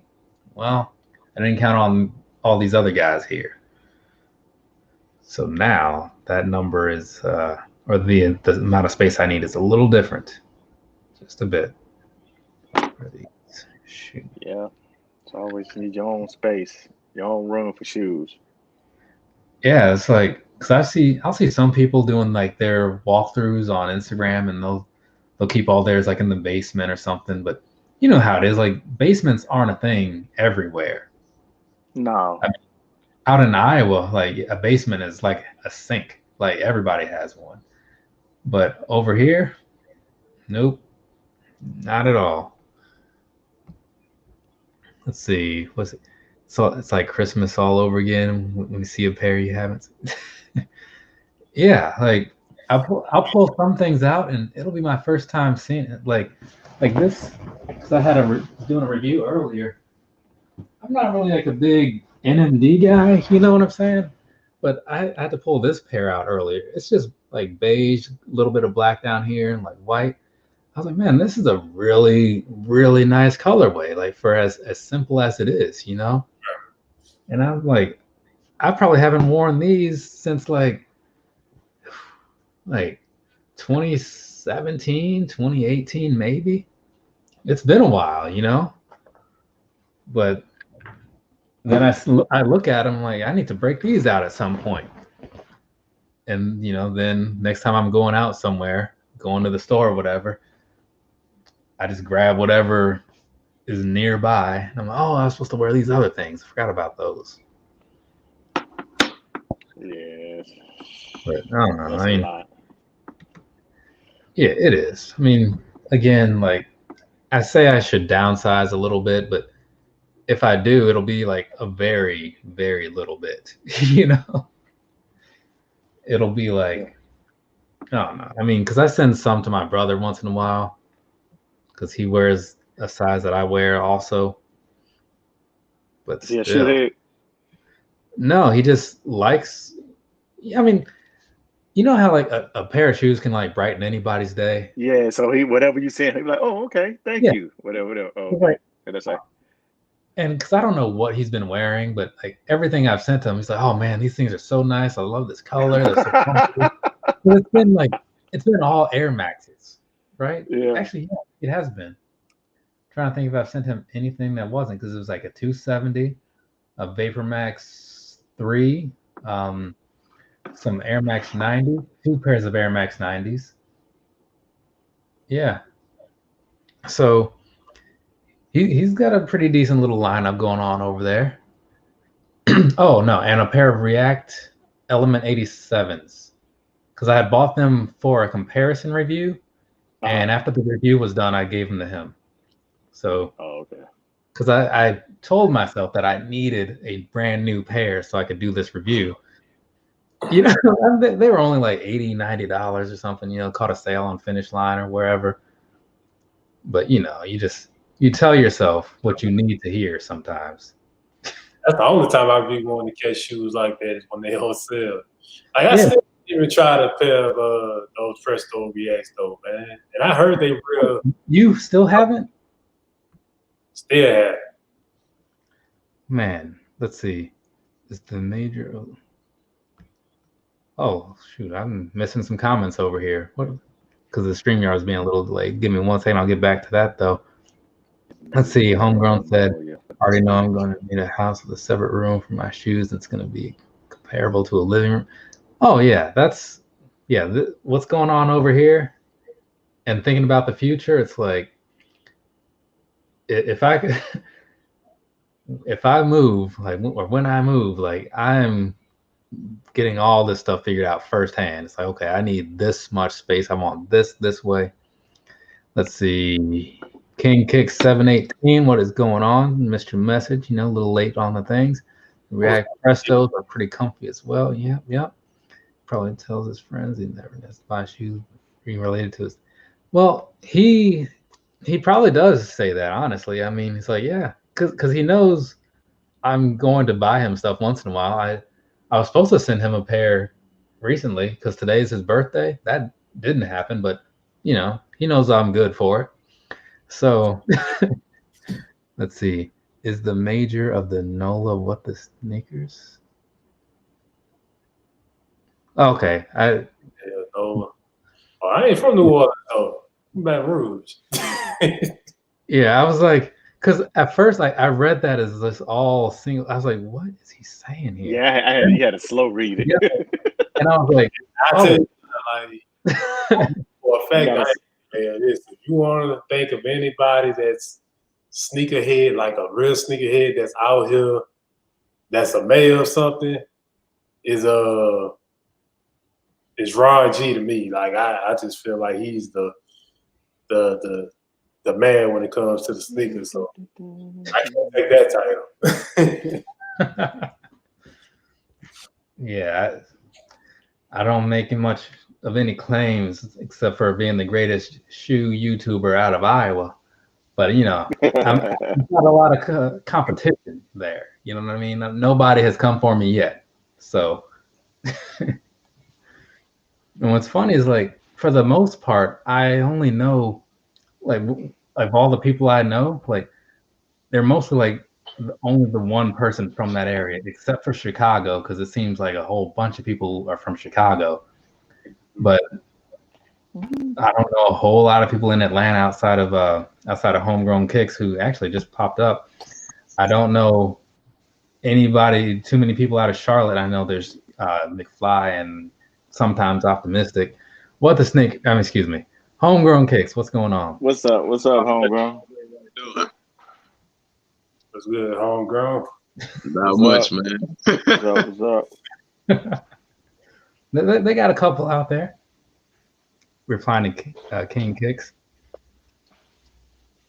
So, but yeah, I mean, I live in Virginia now, obviously, but you know, the Iowa thing is still deep in my heart or whatever. Yeah, yeah, yeah, it's a Nintendo style, right? I don't know if you can kind of tell that there. It's got like the little thing on the side and really pixelated if you get up on it. Yeah, you'll probably see it in a picture later on Leg Ram when I post my little video about the shoes that I wore for the day, because you know I do that when I wear shoes.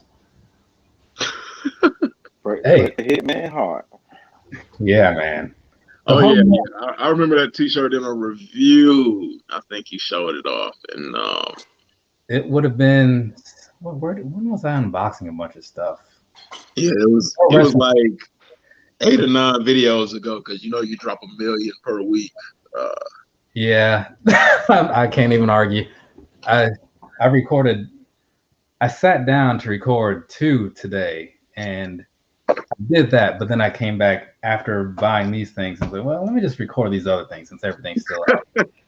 So I think over this week, you're going to see this shirt in 6 reviews. Well, not all reviews, excuse me, but you say 6 videos. Right. You'll see them 6 videos. And when he says 6, it's an understatement, because I was all caught up on a bunch of videos, and then next thing I know, less than 2 minutes, like 5 more videos dropping. You ain't gonna catch up, bro. Right. I'm like, this is unreal. Who does this? 3 more in the chamber. He already got some more coming out. Right. So he probably got it in his he probably got the videos hidden right now. Like he just ain't yet. I mean, there is actually one hidden right now. I'm not gonna lie. Homegrown. Homegrown. Did you get the Carmine's, Homegrown? Hell no. I am so disgusted with that release. Wow. Because I did every raffle possible. Champs returned my points. So that left me with Foot Action and Foot Locker.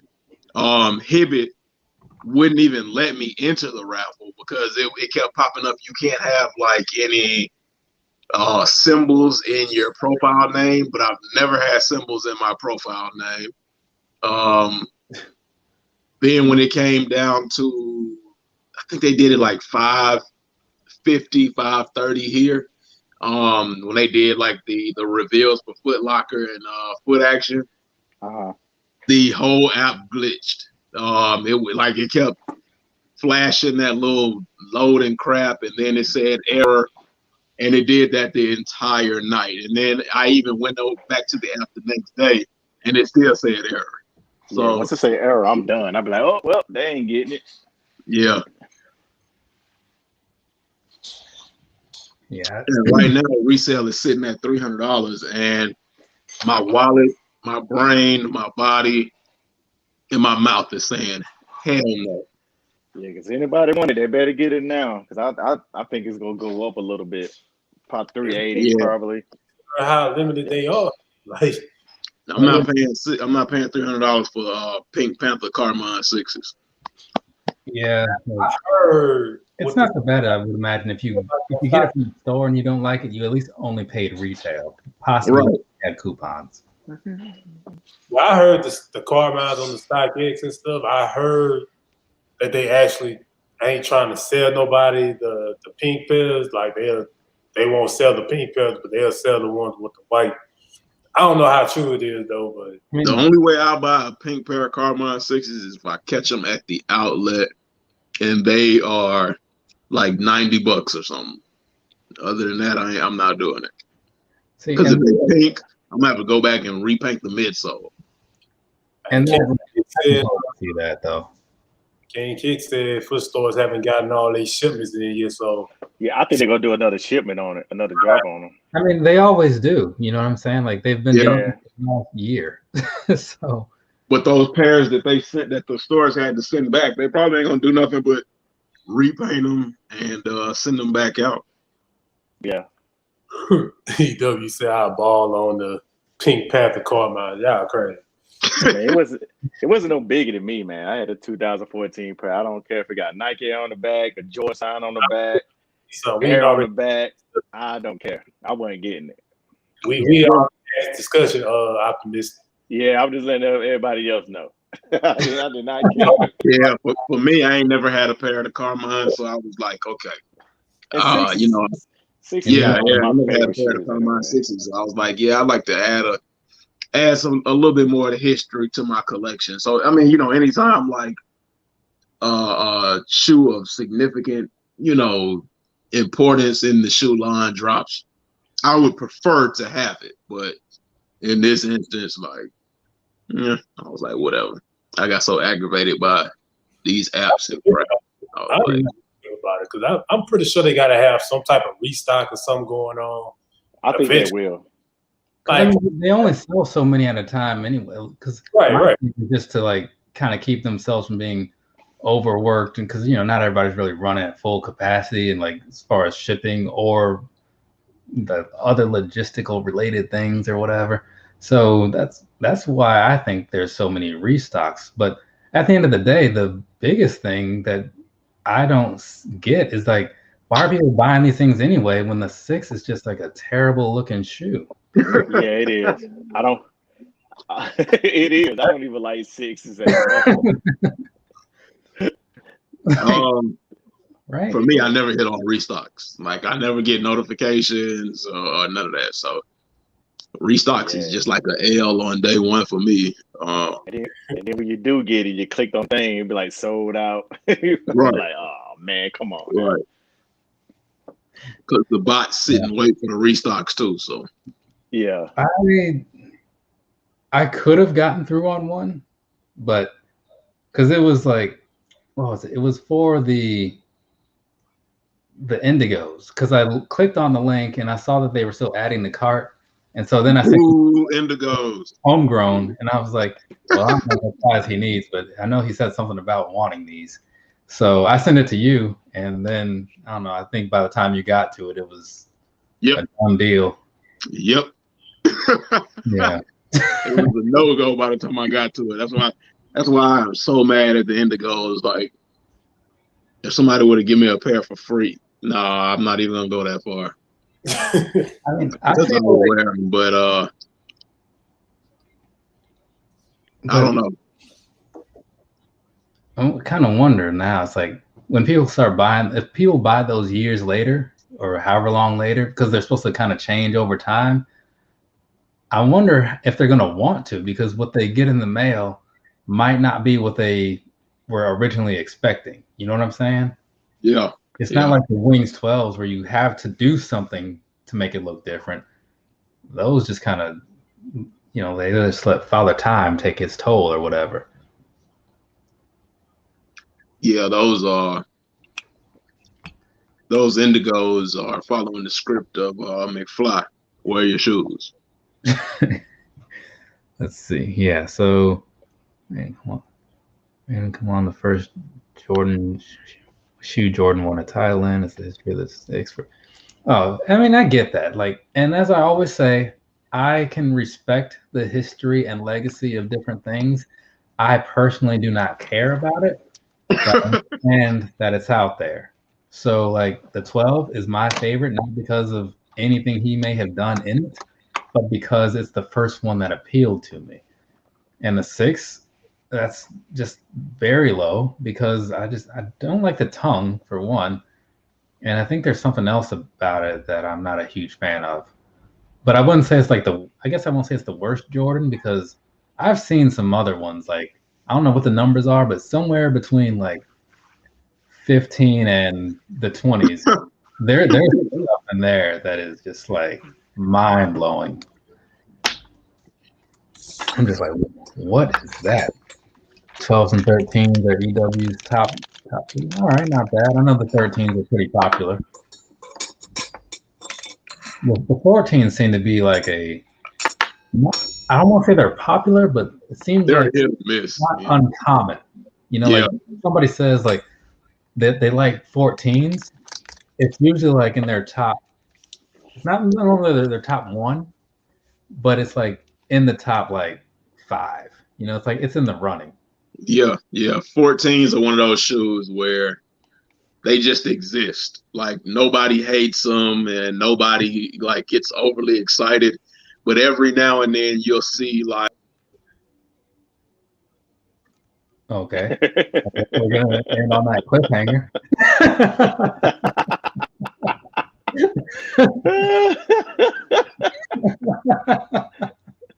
That was funny. I'm sorry. It was. Like, I wanted to see where that was going. Like, yeah, he was just talking, then bloop. Right at a key moment too. Oh Lord. Oh man. 11s and maybe 3s or 4s. Okay. Let's see. 16. I've got no. Must be getting them 3s. How do you guys feel about low 11s? Nope. No? Okay. I mean, I get them now. Somebody give it to me or send me the outlet. I'll buy a pair, but I don't really care much about the 11. I have no idea what happened. Yeah, it was funny. You were right there, like about to say like the main part of your little statement, and then nothing. It's like, tune in next week. You forgot what you was about to say? Did you forget what you was about to say? No, I didn't forget what I was going to say. But, and every now and then it has like a really good colorway that reminds you that the 14 still does exist, and you just go ahead and you grab it. I saw I don't remember the colorway name, but the white pair with like the little bits of blue on it, like a royal blue. Yeah, I saw somebody wearing those. Maybe like what was I picking up? Something from Norfolk. So it might have been those varsity red 12s, I think. Whenever that was a thing, I was like, oh, those are pretty decent, And of course, the size of the shoe sometimes matters. Oh, Jesus, I thought Pete Dunne was about to win this thing. The size of the shoe absolutely does matter. 313 Retro Queen did a review for the Tampa Bay 12s, the Tampa Bay 12 lows, and it was a size 14, and that's all you could see was shoe. You couldn't see her. You could see her fingers. And the shoe was so big, there was no detail on that shoe that you could miss. Yeah, I did. If you remember seeing my weirdest shoe in your collection video, that's where I had that size 13 M2K Techno. Man, I remember the day when I got that box because it was supposed to be a size 9.5 Max Plus in optic yellow. No, the Megatrons. It's supposed to be the Megatrons, which is like a purple color. And I get the box. I'm like, this is a lot of box for this particular shoe. But let's see what's going on because I know Amazon sometimes will send you a small package in a large box. Right. So I open it up, and then I'm reaching to pull out this shoe box. It's got like a 2-man lift picture on the side of it. I'm like, man, this is no. That's a huge screw up from a size 9 to a 13. And so then when I asked the customer service, they're like, oh, well, you can send it back and blah, blah. And so then I like mildly complained about the inconvenience. I'm like, okay, well, tell you what, we'll send the shoe that you were supposed to get now, and I'll send you a return label, and you can just return those within whatever days. And they never sent me that return label, so now I just have these size 13s in this room here. So, yeah, John is doing pretty solid for him. Not that I didn't see it coming, because they're not going to build up a match like this and have it just be one-sided. But this Pete Dunne and Finn Balor, this match is something else.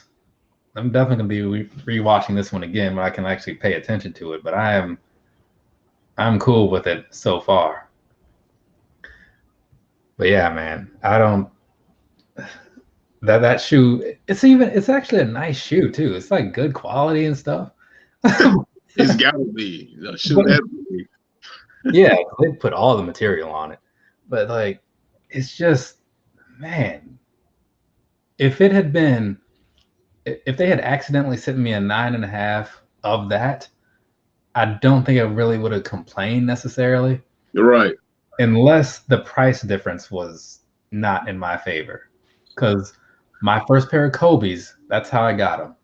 It was the Mango Kobe 11s, and I had ordered a Aquatone Hirachi.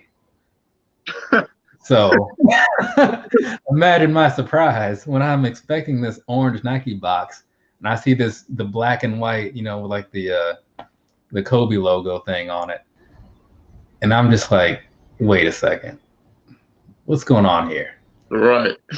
But the Kobe's were more expensive at the time, and they looked pretty nice. So I kept them, and I just made a new order for the Hirachis later. So now I have both. But yeah, yes, Balor won. I didn't doubt it, but sometimes they pull those weird surprises.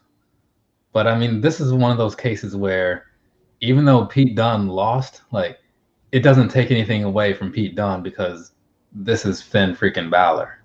So there's nothing you can really say more about that. But it was a solid match, though, for sure. And I need to see how I did on pro wrestling score sheets because, it doesn't really amount to anything, but it's not a bet, but you just kind of answer all the questions about your predictions. It's like, okay, well, how many near falls is it going to be? Is it going to be a submission win or a whatever? Is it Vengeance that y'all are looking at? Say that again? Is it the pay-per-view Vengeance takeover? Uh-huh. So now let's see if they've updated their score sheets. I can see the results because I did pretty good on No Surrender last night, which was the Impact show. Whew, I did not do good on this one. I did not do well on this one. Then again, they haven't calculated the NXT championship yet, but I think I'm off on. Ooh, yeah. There's one last question on it where it says, "Does Edge appear?" And no, I was hoping that would be him because I put yes. But we'll see. I did get the winner right, so if I got the match time right, I don't know if you can see that, but in there, it's got like pin type. You know, like the winner's gonna be pin type, match time, near falls, all that stuff. It's just fun to do. Like if you're watching the pay-per-view and you got nothing else to do, it gives you kind of an extra reason to pay attention, more or less. But right now I'm ranked like 120 out of 240, so it's not terrible, but it's not good either. Yeah. But last night I was like 30 out of 90. So that's even better. Yeah, I think it was 30-90. Because you know, you gotta find stuff to keep yourself entertained. Yeah, 30 out of 91.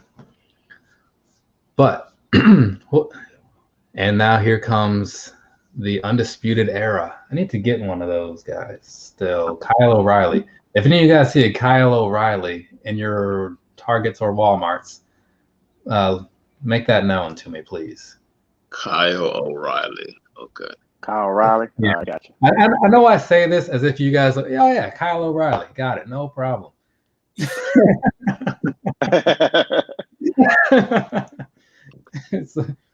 But now, because I bought the Bobby Fish, which is his tag team partner most of the time. I got the Chase one, you know, so he's got like a different colored pants. So now I need the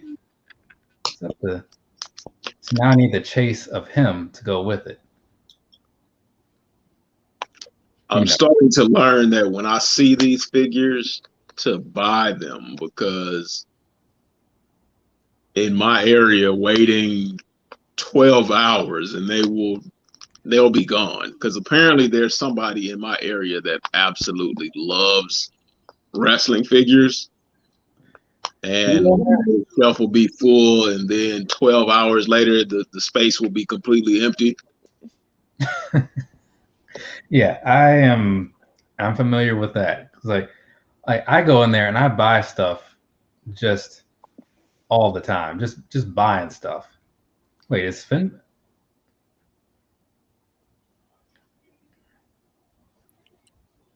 Oh, what just happened here? Like, forget about Zion's about to this. Bang. Man, no, because like the super kick out of nowhere. Okay, now, oh man, the Undisputed Era is falling apart before my eyes, people. King Keys, don't tell me you're a Knicks fan, man. Just what is? It's probably momentum-wise, it's probably in the best interest of Kyle O'Reilly, I suppose, because he's got, you know, so he can go and do the singles run or something. But he could have done that with the group. Zion is about the Knicks. Yeah, right. Oh, he said Zion going to the Knicks? Nah, I guess they must have played today. Oh, he must have tore him up. Man, he can't be all that happy, man. Shoot. Because Knicks haven't done nothing in like forever. Zion is not a one-man show. Zion is a beast. He went to Duke. Anybody go to Duke, usually good. Wow. Now I need to get on the old Chick Foley and see what people are saying over there. Man, wrestling these need to hurry up with my T-shirt. Usually it takes about 2 weeks from the time you order it, because it's like a week to make it and then about a week to receive it. Right. I saw the when I saw the time on there, I was like, oh, okay. They're made to order. Yeah. What kind of shirt you get? All those questions up front. What shirt's made to order? He said he's not answering your question. But I'll take that one for him. So this, where I buy my wrestling shirts for the most part, like this one, I buy them from Pro Wrestling Tees, right? And the way they do it is you go on there and you tell them what type of shirt you want as far as style, and then they print it and send it to you.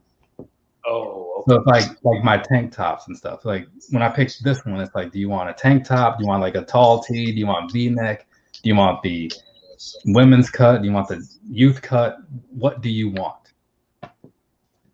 Oh my God! Hold on a second. EW, like what happened was, so Finn Balor, you know, he's kind of beat up and whatnot. Undisputed Era runs out to help him fight off what are those guys? Oni Lorcan and his, you know, minions or whatever. And so then he's standing strong with the rest of the Undisputed Era. Finn Balor is. And, you know, they're all holding up their little, you know, Undisputed Era signs and whatnot, you know. And so after that, you're thinking, all right, so maybe like they're all in this together, you know, gonna go on and do some big things. And as Finn Balor's about to put his little point up, you know, little gun sort of thing, out of nowhere, he gets hit with a super kick from Adam Cole, baby. And I'm like, wait, what is this? And so then he's not done there. One more super kick left in his system, but this one for Kyle O'Reilly. So now Kyle O'Reilly is also laid out.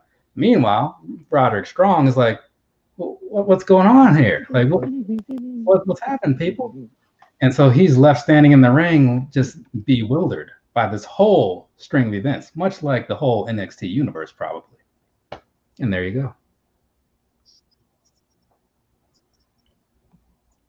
And they're speechless here on the panel. Speechless. Look at it. Homegrown Kicks has been stunned and frozen. Yep. what the sneakers? Where you at? You in New Orleans right now? Or you back at home? I'm in Baton Rouge. Stunned. Okay. And frozen.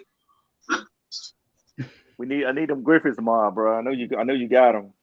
You going for them tomorrow? Tomorrow, man. And then the way the weather is right now. I know, right? Like the way the weather is now, like, because I got to go over this bridge, and once I go over the bridge, I'm not going to be able to come back.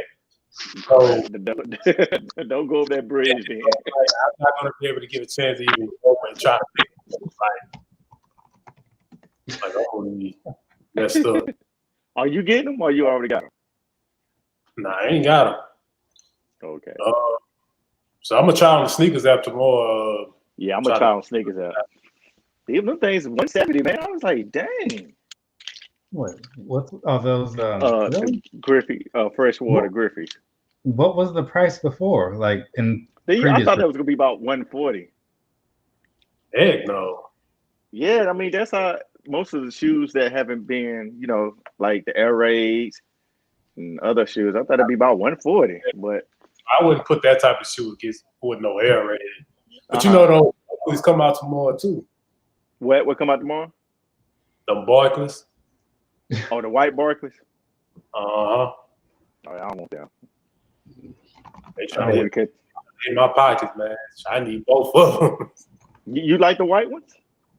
Yeah, that's an OG color, man. I need those. Yeah, that's Phoenix Suns. I couldn't see myself wearing the white ones, so I was like, nah. Yeah, them fresh waters gonna sell out fast. I've been hearing a lot of people talking about that. Like, yeah, they got a good profit on them right now. That before it was something that, you know, a lot of people liked, but now it's like now you got to go out of your way to try to get them. Yeah, my old pair man, them things is terrible. They gone. I played baseball, soccer, and everything in them growing up. I would love to have them again. The only thing, you know, I'm kind of picky or whatever. I wouldn't mind these Hirachis that are coming up, but, you know, I'm just kind of into Hirachis. Which ones, those Stussies? Yes. I like the colorway, though. Yeah, that's the only reason. Like, the colorway just looks really nice. But I've seen someone did a review of these women's ones, the silver and what color is that? Silver and black ones? But yeah, the silver and black ones. YouTube is punishing me. Dude. What'd you say? I said YouTube must be punishing me today. I don't know what you're doing over there, but you have angered somebody. Right. I guess because I haven't done a video in about a week and a half. But don't worry, YouTube. I have a video coming. It is okay. Like a smackdown on your camera.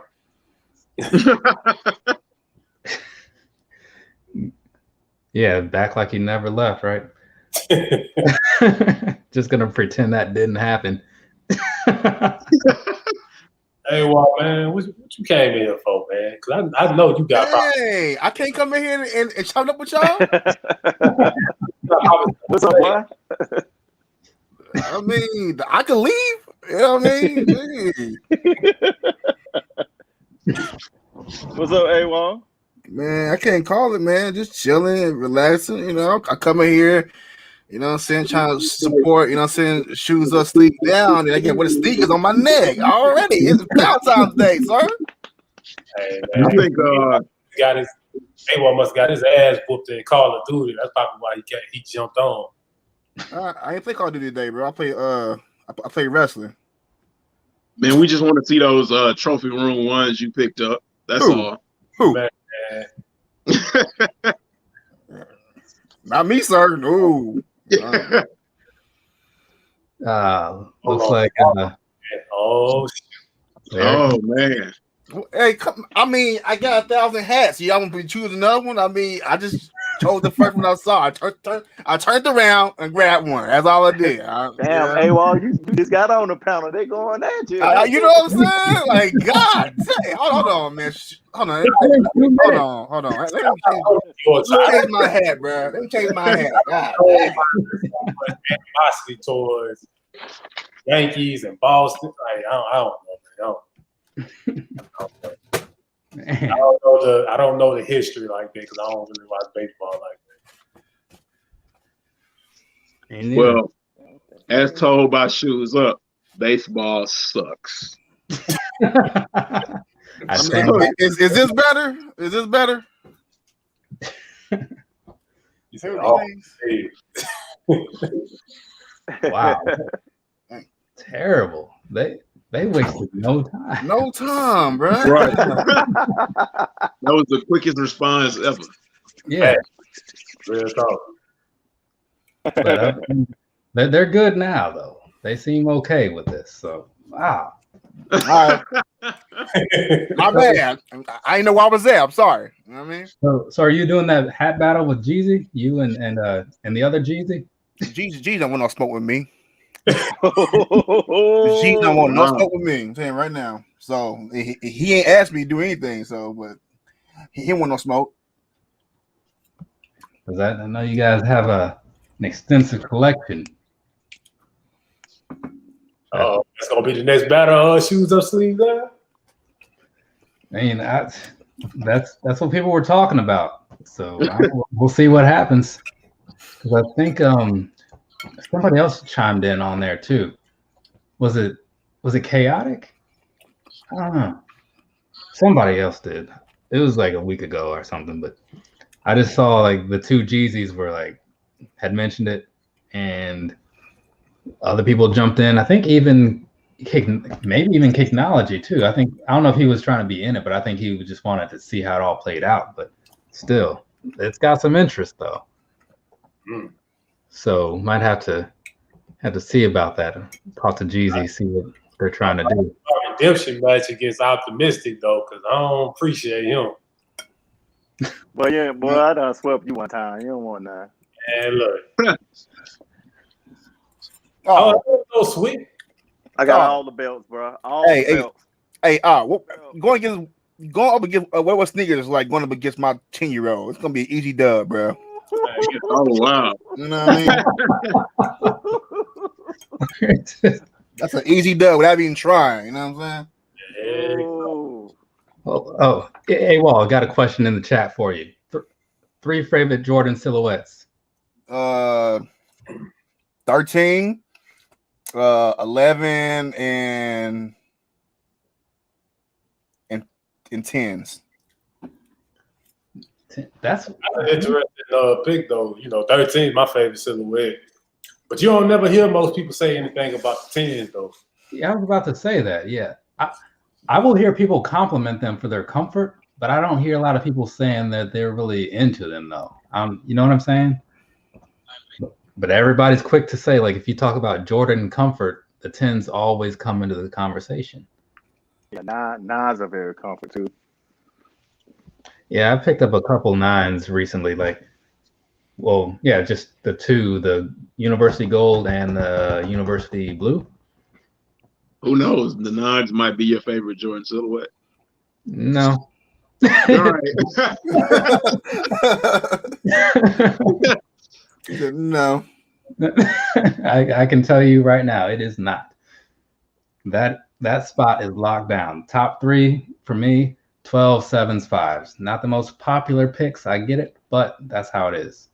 Sure, that's another one most people don't pick is the 5s neither. Yeah, and I get there's some things to complain about, because they do kind of have that bulky vibe going to them, right? But something about it I just like. I just like that shoe. I love the 5s. The 5s are kind of comfortable. And like, I think I mentioned it in one of those videos that I'm going to drop eventually, where people talk about how bulky the 5s are, but like most Jordans are bulky. Like the 3s and the 4s, they're bulky for lows. I don't care how people try to streamline like the 10. The 10 is a bulky shoe. Looks like a boot. The 10. I don't think it looks as bulky as other things. Like the 8. I would say, like, even though I like the 8 a lot, the 8. Yeah, the 8 is a thick boy. Yeah, I would put the 8 above the 10 for bulky look. Because of those straps that are on the 8s. The straps make the 8 look bulky. Hey, but the 8s are comfortable though. The 8s are comfortable. Yeah, they are. The 2s are comfortable. 13s definitely comfortable. Oh yeah. I wouldn't say 8s are comfortable to me because I know I be having sometimes to go up half a size. They kind of like a little on different. The 8s. Well, the reason, like a lot of people half a size up on the 8s. After you have a few hours, like they start like getting uncomfortable, so I take them off. Right. A lot of people have a problem with like that booty style interior that's inside the 8. So a lot of people have to go like half a size up just to get their foot past that little booty sock portion of it. So yeah, that's crazy. The Jordan ones are the most uncomfortable ones, but them the ones that sell out and resell the highs. Yeah. I don't know why, bro. I really don't know why. And like for the longest, the Jordan 1s used to be the ugliest Jordan out there. The ugliest, bro. And I mean, ain't nothing changed about the Jordan 1. It's just I remember that a couple years ago. I never paid attention to the Jordan 1s. Never. Then after that, about 3 years? You might say 3 or 4 years now. Yeah, Jordan 1's been heavy. No, but what it is though, and this is just my opinion. They like the ones they brought out. The ones more than any other silhouette in the past 3 years. Yeah. Yes. True. Like they had to bring out at least. I'm not exaggerating. At least. Nah, ain't that high. In the last 3 years, pairs of ones. In the last 3 years, I'll say at least about 70. Yeah. I got more than that. A-Wall. It got to be more than that. I was like, that's way more than 170. We get like 30 a year. There's like a mainstream release like almost every week, and then if you count the ones that are just kind of slip past, Zooms. You got the Zooms. We get ones a lot. Yeah, like the Comfort, like React. There's the Reacts that are popping up for a while too. Those recycle ones, like they have those Flyknit phase they went through. Yeah. So. It's a lot of ones that we don't even see. Yeah. You got the mids, you got the highs, you got all those different iterations of one. Yeah. Because I got a lot of ones early on when I started buying shoes because like I would see them like they look decent, as far as colorway goes. And I didn't really think anything of it. But now it's like if those that I was buying then were coming out now, I wouldn't have half of them just because of it takes a lot of effort and luck to get anything now. Yeah. Even the ones that don't have a lot of acclaim to them, like where most people are just like, they're all right. Like a while ago, the voltage ones or Volt Gold or whatever, those probably would have been a little easier to pick up because people were kind of split on them. But now it doesn't matter if it's a one or actually if it's anything, it's selling out the first day. anyone's just gonna put up hype. Like it's even if it's just an ugly, tacky looking one, it's just gonna put up hype. I don't know. And I guess that's just the generation we in now because like they love that weird color. Yeah. You know, like they love that stuff. No, they just like buying stuff. Not me. Like, Not me. Yeah, a lot of the kids nowadays are into that. They're into that tacky look, that mismatched look. Yes, my son do. My son will wear a hoodie every day. I'll be like, bruh, it's 90 degrees. Take that damn hoodie off. hey, let him live. Let him live. He got to be cool, Dad. He got to be cool and hot and musty at the same time, man. Yeah, he's not hurting anybody. He just jogging. I'm like, man, what the hell? Hot and musty at the same time. Right. Yeah, you know how it is being that teenager boy. I was like, oh boy, you crazy. So I can't really talk about anybody because I wear pants all year round. I don't wear shorts, so yeah, I don't shorts at all. Weird. No, I don't wear shorts at all. And what? Like I used to wear shorts, but somehow at some point in my life I phased shorts out, and I was like, I don't see a purpose in shorts. And I live in Atlanta, so you know it get hot and humid. I was gonna say you at A. What the hell? I will wear shorts. I will wear pants all year round. I can't do it. Hell no. Sorry, cousin. I can't do it. Grab you some basketball shorts or something. Look, when summertime come around, bro, that's all you gonna see me is shorts. I don't care, you know. No, see, like I'm with you. I'm with Homegrown. Like I have the one style of dress that I do, which is pants and a tank top or a t-shirt year round. That's right. Me, right. I don't dig into like the short realm. I don't do long sleeve shirts. I barely do jackets unless it's like precipitating. Right. I'm going. If I ever see you at the beach with the pants on, well, I'm doing one of these. Hey, I'm doing one of these on.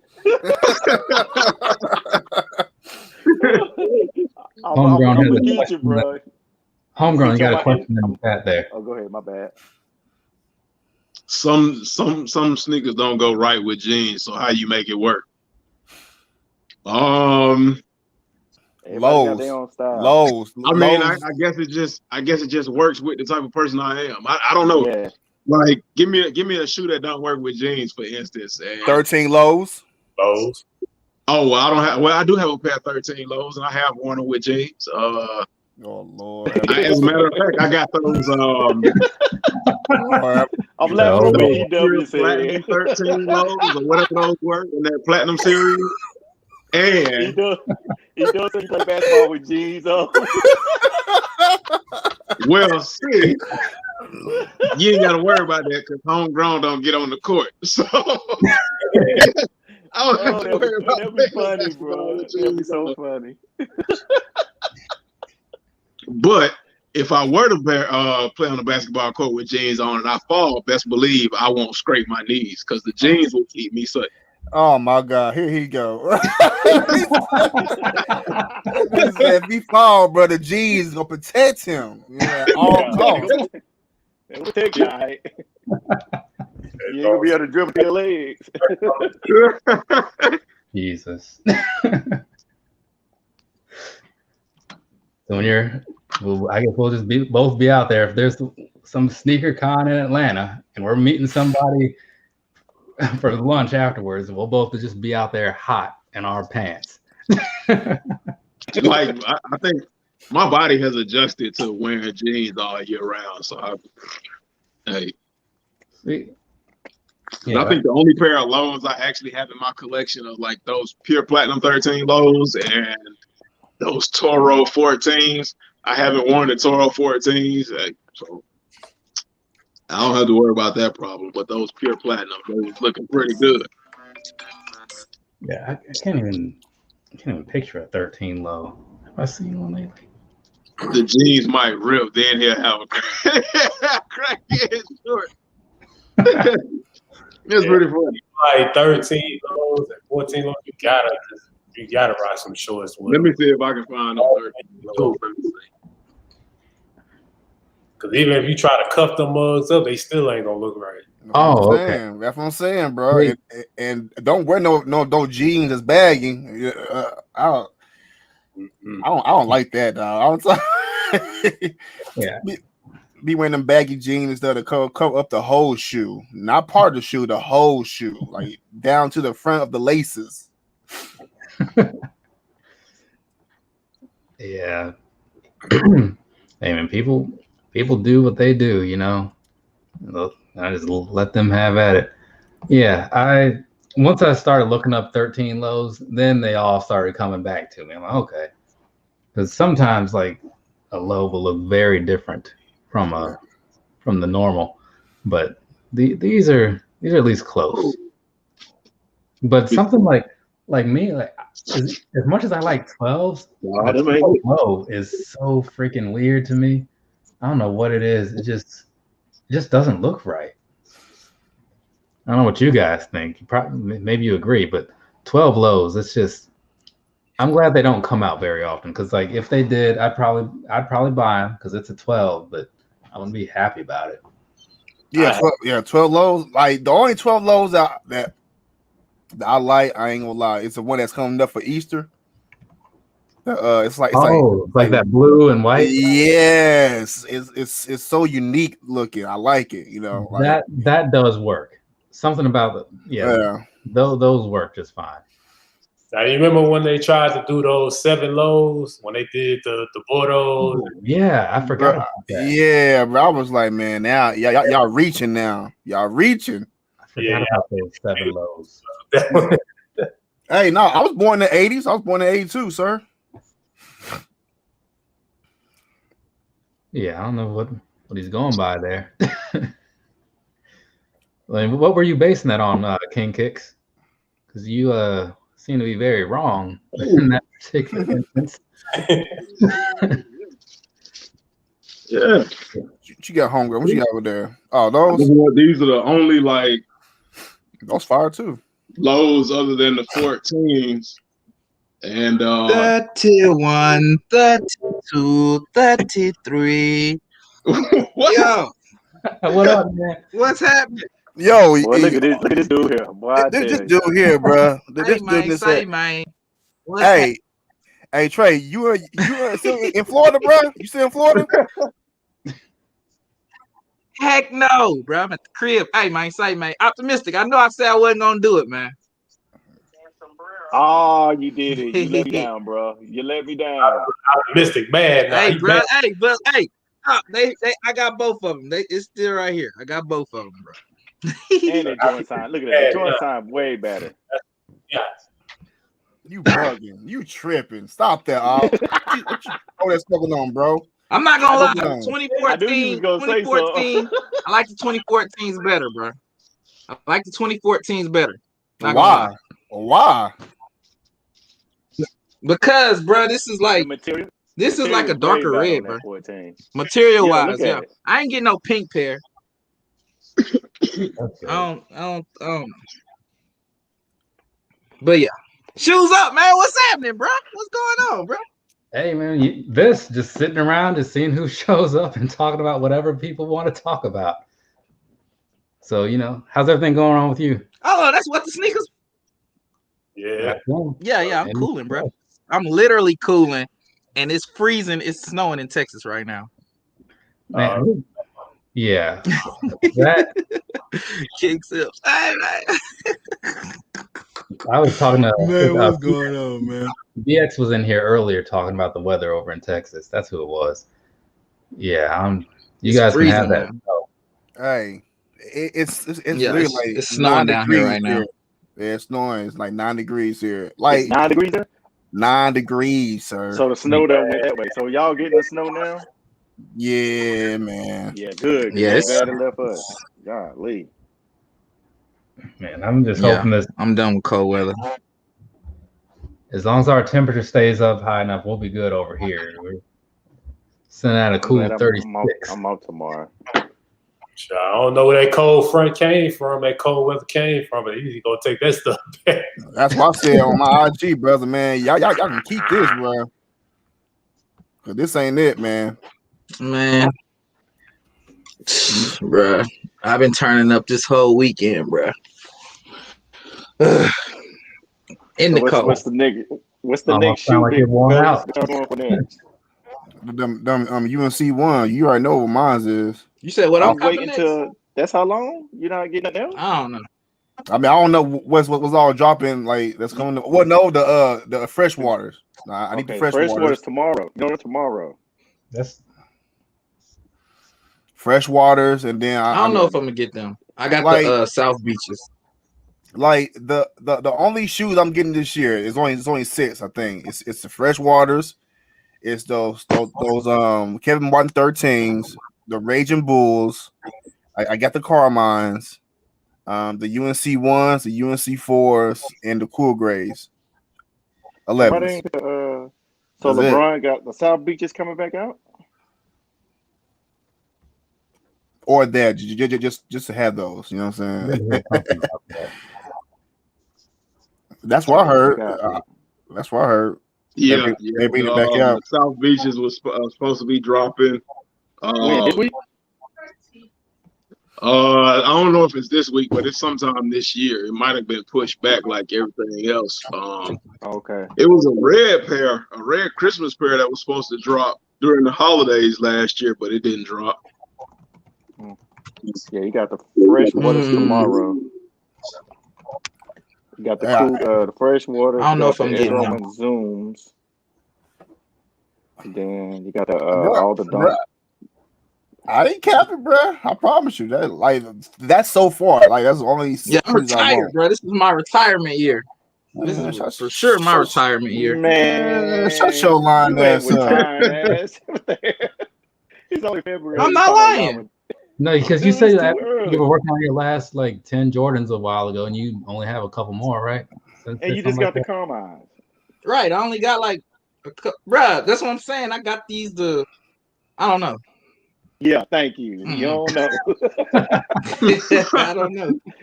You don't got no reason why you got. Hey, look. I got these. So I don't think I'm gonna go get the fresh waters. So that's why I'm like, if I didn't have these, I would probably get the fresh waters. But I think these look better than the fresh waters. So what size is that? I'm not really, bro. I got the yellow colors. 6. What's my size? What size is that? Coffee shoes. Coffee. This is my size. It can't be your size. I think that thing looks small, don't it? You got coffee shoes. Yeah. It does look kind of Nah, these mine.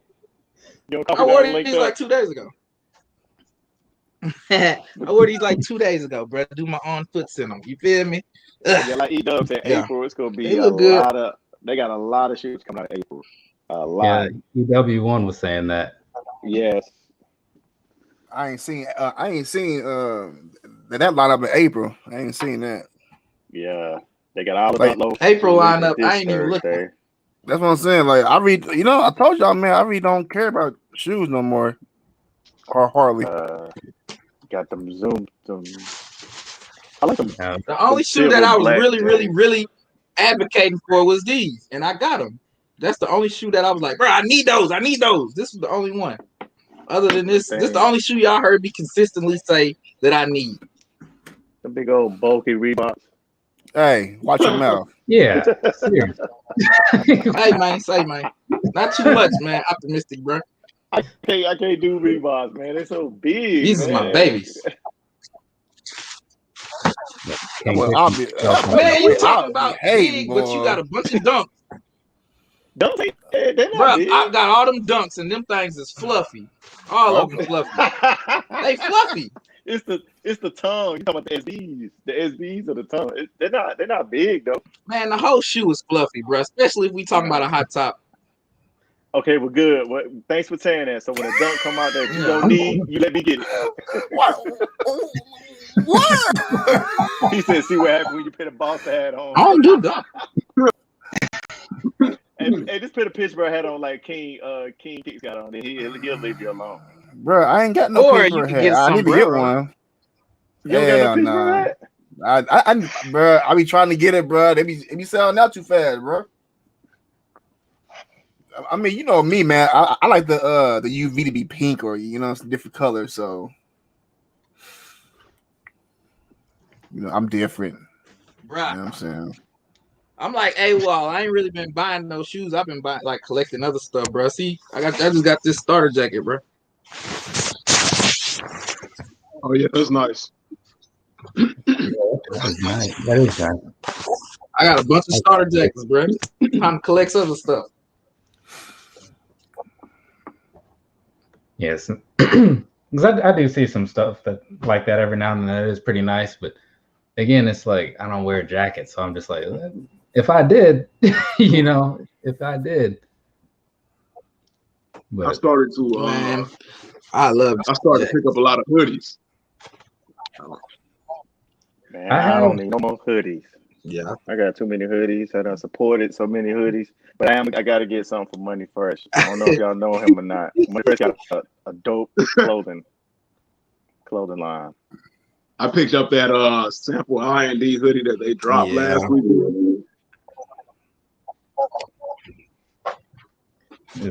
I have a good number of hoodies for now when it's raining or whatever, but every time I kind of just forget about them. I just go out and it's like, well, I'm gonna hope this goes all right. This doesn't pick up. Kayada got a nice new hoodie coming out. I was like, damn, this dope. So I might end up buying one from him. Yeah, I got Kayada. That's what I'm saying. That's what I'm saying. Like everybody coming out with what I'm saying, with merch stuff. Him and Money Fresh got some good stuff coming.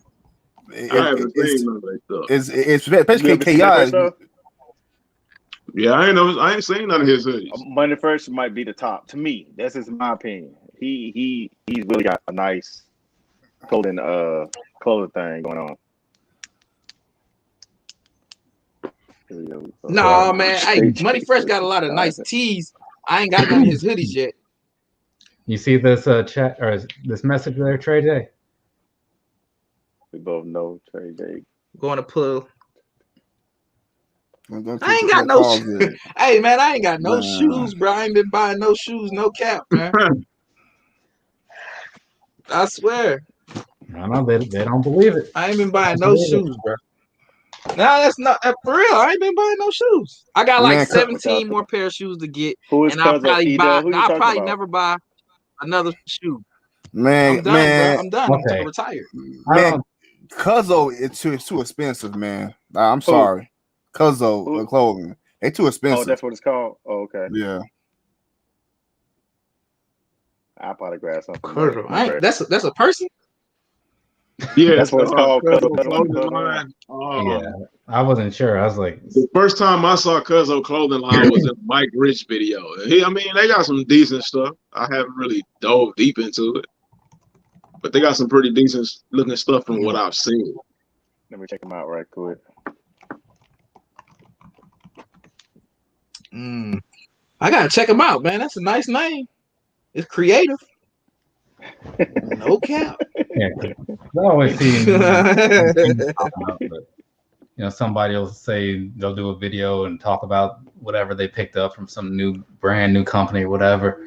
Right. And so many of them, it's kind of hard to really follow. And I don't always know if it's just like somebody that is just supporting another YouTube person, or if it's like an actual bigger name or whatever.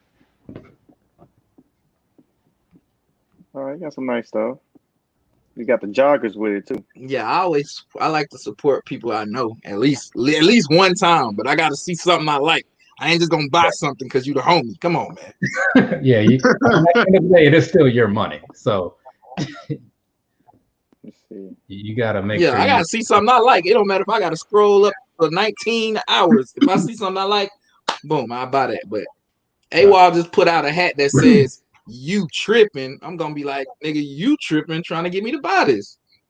I'm in Hampton. Nigga, that's a fact. Okay.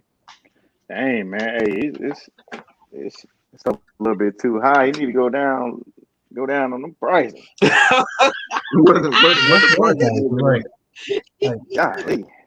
I don't mind supporting people, but at the same time, it's like you again, the more you know about the person or whatever, the longer you've been knowing them, it makes it a little bit more okay. But it's like some random person that's like, hey, just check out this shirt to support me. It's like, off of that price alone, I'm not sure. I ain't gonna lie. All of y'all on this panel is the homies.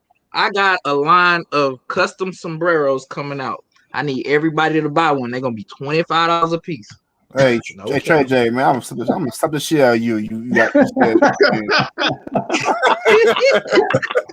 Hey, that's my sombrero, bro. Come on, man. Oklahoma colors, bro. Homegrown. Tell him, man. Tell him. Homegrown. Tell him, bro.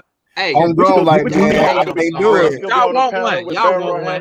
Y'all want homegrown, like, nah, I can't do it. If you can get me black and yellow, and y'all sitting up here hating on my swag. Hey, homegrown. You see the detailing? Yeah, put me in the mind of. Tell me you don't want one of them.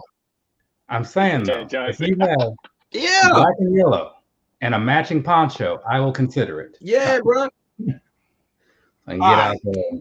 Shoes up. I'm gonna get you one with the Undertaker on it. I know you're gonna buy it. Man, I would like to see that Chalkline. I do know somebody from Chalkline.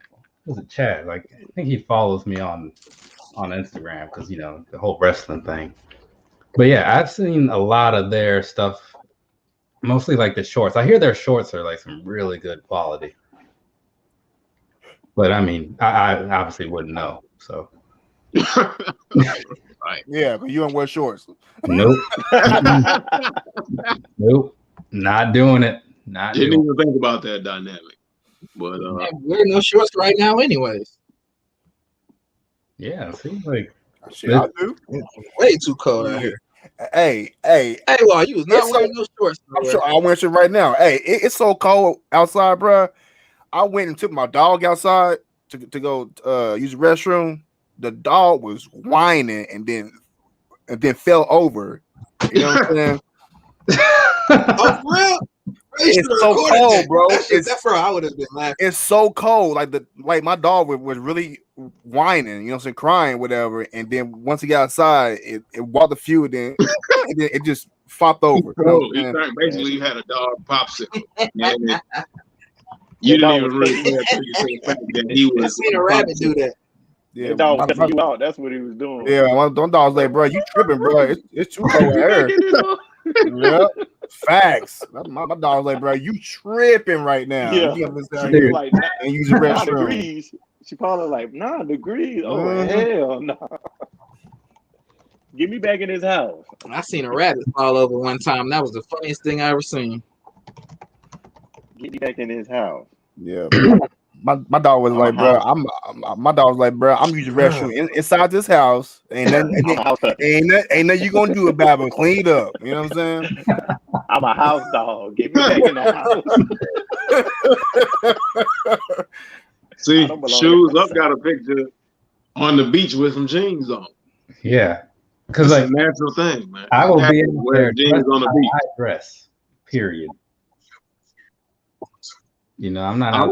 Bro, they sent a text message to everybody in Texas saying stay in the house till Wednesday. Really? So y'all supposed to be getting some snow coming? Yeah. Man, there's all kinds of lockdowns. Yeah, because Seattle, they said Seattle never. It was like 8 inches. They said it's the first time they really get snow out here. Hey, so they offer us a room to sleep in. You know what I'm saying? If we get snowed in. Yeah, I was like, bro, I'm going home regardless. You know what I'm saying? Sure. I'm not sleeping here in the hospital. You got me messed up. They do us like that too. I thought we was on the hospital to do that. Nope. Like, you can sleep here. Nah. You trying to have me in here for tomorrow. You know what I'm saying? Yeah. Nah, I'm good. You know what I'm saying? I'll drive 5 miles an hour, you know what I'm saying, to get home if I got to. I'm getting home. Yeah. I gotta go home. Man, yeah, I'm with y'all. I ain't finna be, because it's slippery out there. You don't want to be Cinderella or whoever that was on that ice on Disney. Especially in Texas, they don't get nothing. Y'all get snow like that. You ain't built for it. Yeah. No, we ain't built for it, bro. You know what? We tropical. You don't really get too cold. So when they said it was finna snow, I said, oh nah, bro. Went to the store, got some supplies. Everybody up in there, blase. But I stay in the crib anyway, so this ain't nothing new to me. And it's Corona out. That's a lose-lose situation. Cold Corona. But you was just about to say corona? Your house what? Your house what? You was about to say your house, huh? Yeah, I said I stay in the house. I'm a house guy. So yeah, I'm cool. I was gonna say something else, but it's Black History Month. Hey, it's Black History Month. I was gonna say on my house. Me, I caught it. I caught it before I said it. Your house in. I Black History Month, bro. Yeah, it's Black History Month, bro. I ain't gonna disrespect us right now, bro. Hey man, hey, I saw a video, right? And there was this white lady standing in the middle of doing something. She doing a video, and the black guy said, "Move, B. It's Black History Month." I was rolling, bro. Man, that. Yeah, but I'm cool on all that. You got 29 days, whatever. You got to cash in on it. Bruh, have y'all seen that Judas and the Black Messiah movie? Is that on? That's on HBO, right? I haven't seen it though. I got it on. I got a Fire Stick. I'll be watching every that movie is the business, bro. No cap. I thought it was on Netflix. It's on Netflix. I don't know where it's at. It's on. I watch it on Fire Stick, and it's pretty good. I saw it on Netflix today. I was browsing through it, and it popped up. It could be. Right but now. I watched it on the Fire Stick. I watched it on the Fire Stick, bro. It's a real good movie, and no cap, bro. Like, man, bro, us as African Americans, we done been through it, bro. They didn't. Hey, man, J. Edgar Hoover, he out of there. Yeah, it's on HBO. Oh, HBO Max. Okay, yeah, I got. Oh, that. I gotta activate my HBO Max. I ain't even turned that on yet. Yeah, you're missing out, man. Bro. It's a good movie, bro. We it's like 20. I don't want to say roots, but it goes down that lane because once I got through watching it, I was mad. Yeah, and I ain't been through none of that. Hey, the only reason why I got HBO Max is because like all the new movies that's coming out is gonna be premiered on HBO Max. So I was like, let me go ahead and get that. You know what I'm saying? Like, do you pay for that, AWOL? Do you pay for HBO Max? I mean, I got Fire Stick, bro. So don't get twisted now. You know what I'm saying? I'm about to say, boy, I got Fire Stick, bro. Save your money. Nah, but I do pay. But I do pay for HBO Max though because I only got one Fire Stick, and that's in the bedroom. So, I mean, if you yeah. I have AT&T gave me HBO Max for free. HBO Max comes with AT&T if you have an unlimited plan, so that's how I got it. Yeah. Oh, y'all winning. So yeah, because like I have this and I share that with my mom, and through her Verizon, she got Disney Plus, so she shares that with me. So covered on most of everything. Man, look here, man. Shoes up, bro. I remember you was talking a lot of blasphemy about the what was that? What was we talking about? What movie was that? Justice League, bruh. Hey man, say man, I haven't even seen Justice League. Now, who was that talking about that? That was more than likely me. How did the conversation go? I don't know, but I ain't like because that's a classic to me. That's Justice up there League with was the worst Baby Boy and New Jack City and next to Superman. Hold on, is that the one with Justice League? I ain't seen just. I ain't that's that trash with Cyborg in it. They didn't give a backstory to. I ain't seen that. I ain't seen that. It wasn't trash. It wasn't trash. You gotta watch it. You gotta pick out the Easter eggs and stuff, man. I mean, what about the movie with Will Smith? I think he was like, it was Will Smith. No, that's Suicide Squad. Suicide Squad. Yeah. Oh yeah, that was actually good. I like Suicide Squad. It was decent, but it wasn't better than Justice League. Oh, it absolutely was. Like, honestly, Easter eggs don't make a movie, and the Justice League was so bad. Like, I am a superhero movie type guy. I'll tell you that Flash's character alone was crap. That movie Hold on, homegrown. Hold on. It was. I'm sorry. Hey, well, sound like he was finna sneeze. That was wait. Did you just say that the last Avenger movie was trash?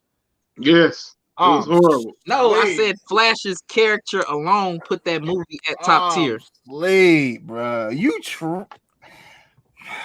Homegrown. Like the story, I'm gonna tell you what was wrong with the last two Avengers movies, in my opinion. The last two? It was so rushed because everybody was quitting because they were losing Robert Downey Jr. So they rushed everything. And the last two movies look rushed. The last two movies look like they could have at least been extended to about 3 or 4. They tried to push so much into those two movies. And I mean, that ain't the kind of stuff I want to see. I don't want to see. I like the Captain Marvel. I like Captain Marvel in Endgame. She kind of like pulled it together. So I was focused on like some conversations that were going on in the chat, and I honestly thought that Homegrown Kicks was talking down on like some Justice League movies, and then I heard Avengers and Robert Downey Jr. And now I see that I need to kick him out of this chat. Thank you. I was gonna say, is it just me? So, is it just me? Just hearing this disrespect? I mean, now it's all clicking, and I'm like, Homegrown, did you not shed at least half a tear when old buddy said, "I'm Iron Man," and he snapped himself out of existence like he died? That didn't touch you. I didn't say Robert Downey Jr. was bad. I absolutely love Robert Downey Jr. in those movies. I just wasn't feeling the storyline. What are you talking about? You going on the Modelo's, ain't you? No, like I said in the beginning, they rushed everything with the Avengers movies. Thank you, E-Dub. Thank you so much. What parts did you feel was rushed? Because I'm a big Marvel fan. I like these better. But it was time for Robert Downey because he did all these movies in the Marvel. Because Robert Downey Jr. was getting ready, he was quitting anyway. Yeah, so that's why they done. That's why they had to compact all of that into those two movies so that they could explain that. But I mean, hey, that's their movie. They do what they want to. But I don't think that it was rushed though, because if they knew that he was going to quit, then they had to do a get him out of there. To get him out of there somehow. So I don't think they rushed it.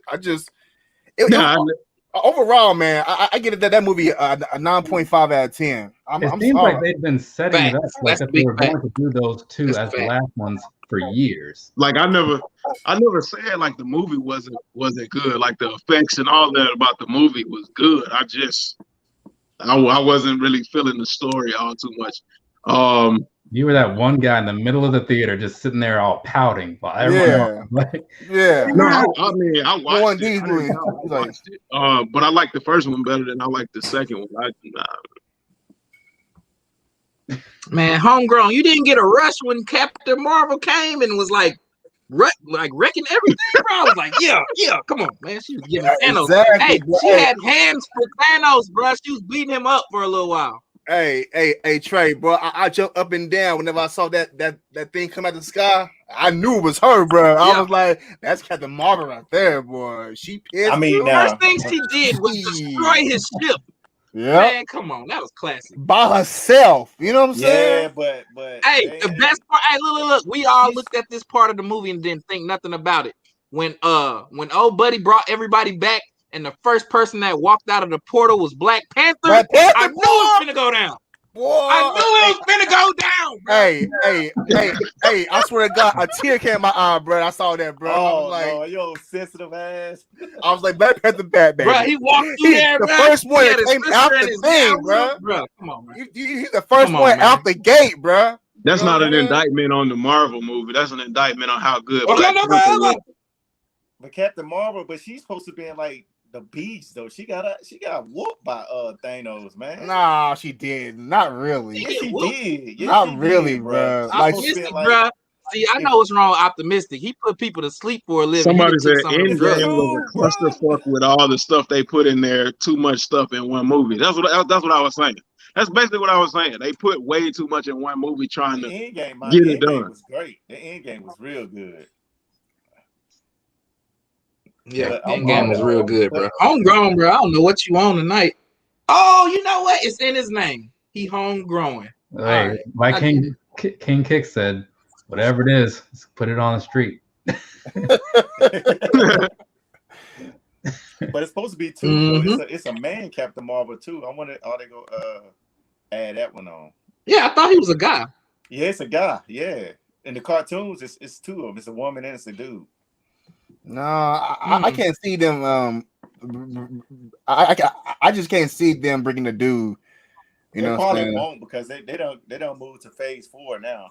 Yeah, but hey, but don't Vision and Ogre got a series out now, or That's on the Disney one. Yeah, I want to see that. Bro, her brother was my favorite character out the whole. Like, then he got shot up. That didn't even make sense. So he that run was faster than everybody, but he couldn't outrun them bullets. Is that his name? Shoes Up. Quicksilver. He was also in one of the X-Men movies, but it was like a different version of Quicksilver. You know, like a different actor. Yeah, he was like a little kid. He was like a teenager. Yeah. But yeah, that's Quicksilver. But that X-Men movie where he was in the room with like Magneto and Professor X and that was pretty cool. Shoes Up. Shoes Up. Hold on, AWOL. Shoes Up, bruh. He always steals the show because the second movie when he saved everybody out the house in like 2 seconds before it blew up and they had it in slow motion, bruh. That was the best. That was the best thing that ever happened, bruh. Like movie-wise, superhero movie. He saved everybody in 3 seconds. I haven't seen it, but I heard Quicksilver make some appearances on the WandaVision show, but I haven't watched it yet. If he makes one appearance, I'll watch the whole series. Hey, but you know what? Like, there was one Avengers that I didn't even watch that I just recently watched. That's one. I've never seen that before. I never seen it before. I was like, which one? Ultron. Age of Ultron. Okay, yeah. I never seen that before. I was like, what movie? The Age of Ultron. Age of Ultron. Where Quicksilver dies.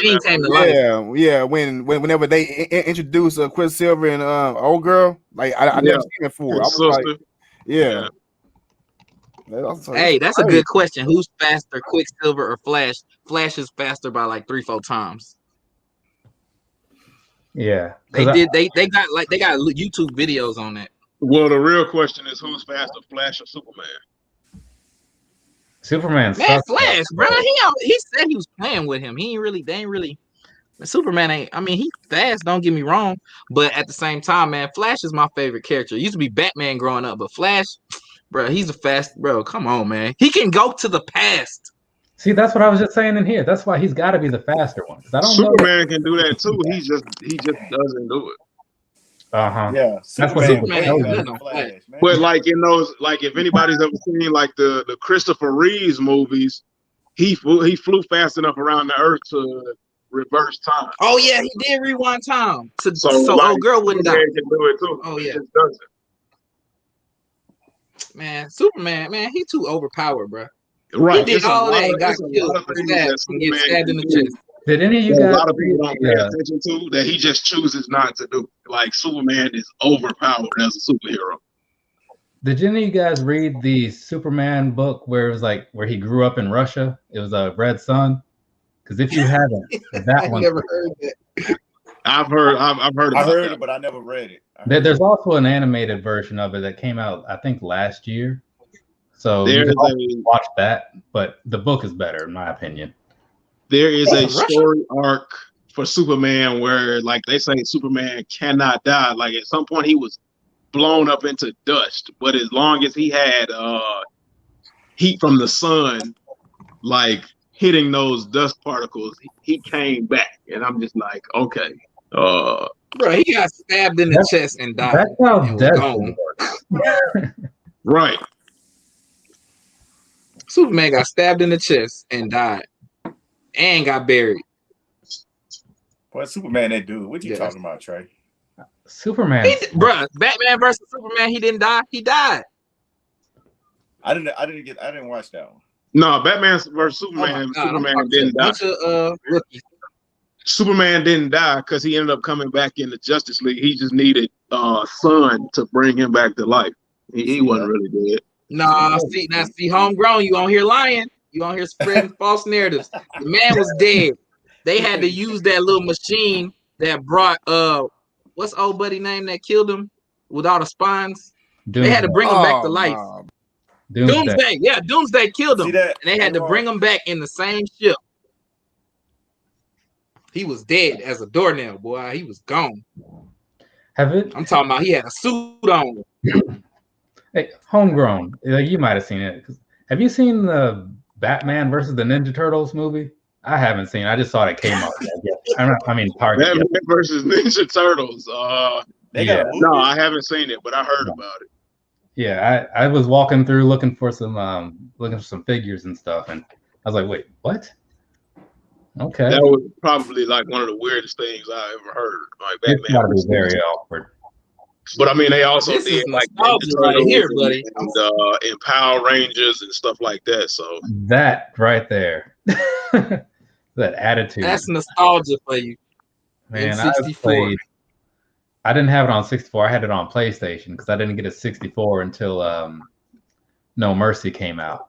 But that game right there got a lot of hours out of me. A lot of hours. Man, I created. I'm probably gonna play it like in the next 2 days. I found N64 and all of that at the crib under some clothes and stuff. That's the best place to find it because it ain't covered in dust. Bruh. Somebody playing some music. Optimistic. Yeah, that serenade one more time before Valentine's Day is over with. That's what the sneakers. Bro. Man, oh yeah. What's going on in here? Because people talking about where BX is from or something. I don't know if he's in here explaining what I don't want to go to New York, bro. Where BX is from because the name is, well, you know how that goes. I heard they got big rats up there, bro. Yeah, I wouldn't doubt it. I always hear stories about how big the rats is in New York, like in the subway station, bruh. I'm saying that's where the idea for Splinter came from. It's a lot. It's a lot to feed on up in New York because a lot of times they just dump their trash in the street.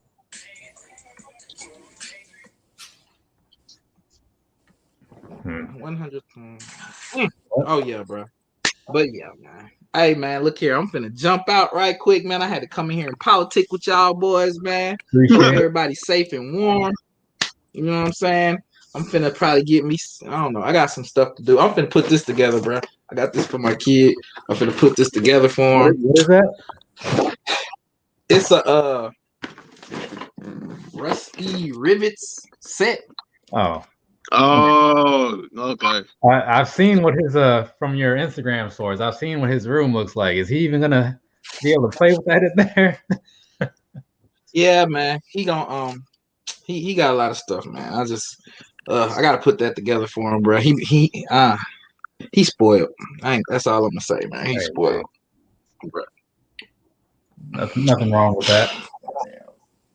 Yeah. So hey man, say man, I'm gonna holler at y'all boys, man. Shoes up, man. You know you my homie, man. We gonna homegrown, man. You go watch some more DC movies before you talk down on them, bro. I hate Justice, bro. Let them make it, man. What sneakers, man? Holla at y'all, boy. Optimistic, man. You go put somebody to sleep, man. Y'all stay safe in this cold weather, man. All right, man. Take it easy. All right, man. Be safe, bro. Is Coming to America out, or is it coming out soon? It's supposed to be on. I know it's going to be on Prime, right? Yeah, Prime. I think. Yeah. I don't know when or what the dates are looking like, but I think it's supposed to be close. I need to watch it though. I mean, I haven't seen the first one in forever. Man, I feel like I've seen it recently because when I was in Tennessee, like a few months ago or something, it was on TV like the whole time for some reason, kind of like the Christmas story around Christmas time. And I caught like 20 minutes of it every so often. So I feel like if I put that all together, I watched the whole movie, just not in order. Wow. but I haven't seen the full movie end to end since I was. What year did it come out? Yeah, it's probably been about that long. See, this is the biggest bunch of crock I've ever heard about Superman. 1988. So yeah, it says Superman can die, but the only way he can truly die is if he does himself in.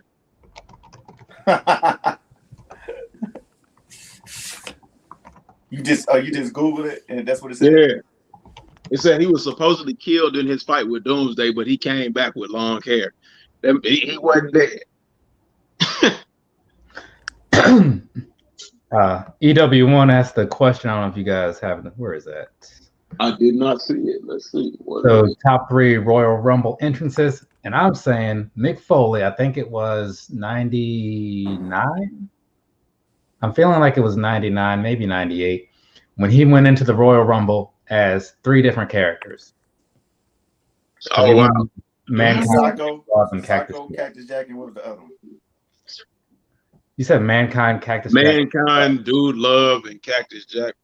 So he ain't going. Who was he at Socko? Was he just Dude Love Socko? That was Mankind with Socko, and then he also did Socko with I think Cactus Jack as well. No, this man said Drew. No, I don't think so. Because Cactus Jack was a different breed. I don't think he did the Socko thing. I think he just used the double arm DDT. He had a little nice song. Or maybe it was like he brought Socko back for one night or something like that. Maybe that's what it was that I saw when he.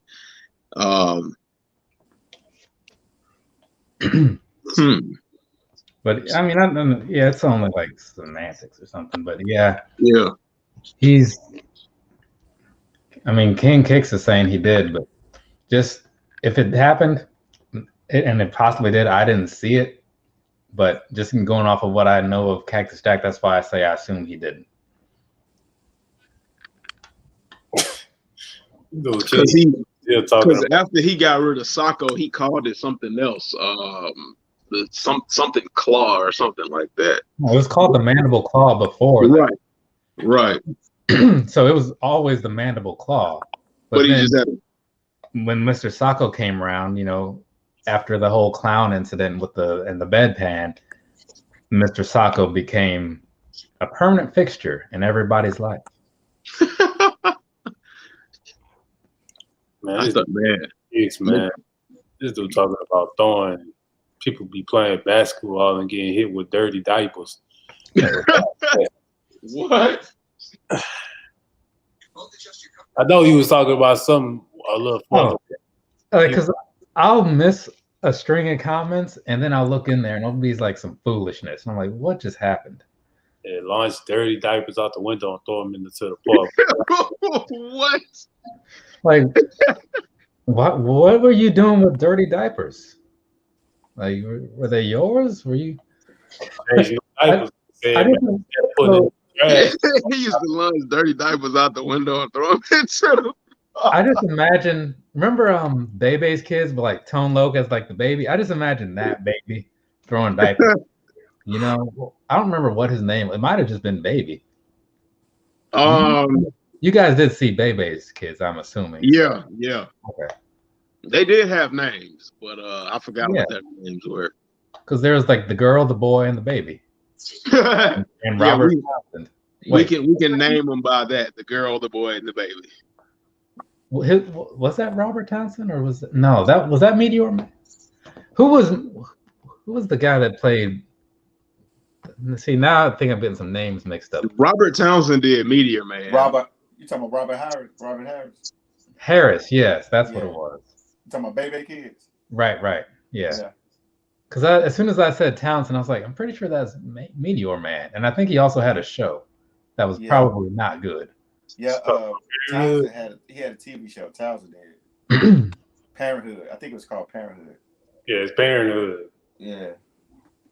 All right. Well, there you go. Between all of us, we got a wealth of knowledge going on over here. Yeah, I used to love them shows. You said Robert Harrison. That's his name? Yeah. No, Yeah. Robert Harris, the one that passed away. To play Yeah. Baby the Kids and House Party and all that. Oh yeah. Oh yeah. Baby Kids. Yeah. You're right. He was about to blow. He was blowing up too.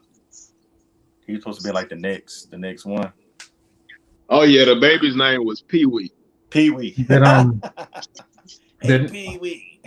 Did Robert Harrison have any stand-ups or anything like that? Yeah, they funny. Check him out on Netflix. Okay. I think they got one up there. He got some funny. He got a funny sitcom. Okay, because I know there's a lot of funny people out there that I don't want to say they go under the radar, but it's just like you hear about certain names, and then there's other people that are just as good, but like they just don't really. Yeah, he was on his way, and then he had a heart attack. Lavelle Crawford, he had me cracking up all the time. Yeah, he was on his way. Yeah, because I know there's a lot of people out there, and I wish stand-up. Well, I wish shows in general were still a thing, because that's how I found out about some people. It's like going and seeing a comic, and then others would open for them. Right. I got to see. I'll tell you one of the shows that I never would have expected to see, but back in El Paso, I saw Jon Stewart and Dave Chappelle. Like they both did an individual show, and that night, and then they came out and did like a tag team. I was like, man, this is that was one of the funniest nights right there. Yeah. And who else was it? Mike Epps. He was funnier than I expected also. And Charlie Murphy. Charlie Murphy was good too. Yeah, a lot of people said Charlie Murphy was funnier than Eddie Murphy. Yeah, it's like, again, it's just some of the people that, it's probably hard to really like get your name up to the top or whatever. Probably just takes a while or something. But, I would imagine if you're at that level, you are like putting everything you have into it to get out there. So it probably like makes you better. You know what I'm saying? Just that it's hard to get yourself out there. But I mean, it's in some ways it's not very different from how it can be on if you're doing like YouTube or if you're doing anything. Just trying to put your name out there to get with all the names that are already out there. I did not realize that Ragnarok was this long. How long is it?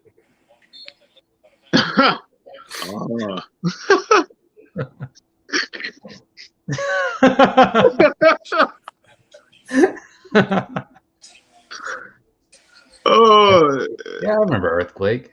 It's 2 hours and 45 minutes. It might as well be 3 hour long. That's why I don't like to watch movies all the time. Like there are some movies that are good, and I know that they're good, but I don't want to watch them because they're so long. So like the Endgame and the pre-Endgame movie, what was that called? Whatever. Like I just don't care to devote that much time to it. But if it's on and I catch it, like I'll likely watch it, But right, like all y'all probably wasn't watching. Yeah, like all the movies that I own. Is Batman versus Superman. That movie was long as hell, man. Better than Batman versus Superman. That movie was just flat out boring to me. Exactly. Davis? That Superman movie when the one before Batman versus Superman. I think I mentioned it before, but it took me almost 2 weeks to get through the entire movie because I kept falling asleep. It's a 3 hour long movie. It's like, who really wants to sit for 3 hours and watch Superman? I don't want to watch Superman at all, but I will say, even as much as I dislike Superman, the instances where I did think he was okay was All-Star Superman, which is like the graphic novel, and Red Son. Past that, I just can't get into it. Something because, like, for one, he's already like that whole overpower thing, and that it doesn't necessarily bother me. What bothers me is just that I look at him and I'm just like, I don't want this. Like, give me something else. Anything. But they rebuilt Superman so many times, like in Shazam, and what other character did they come out with that had like Superman like abilities?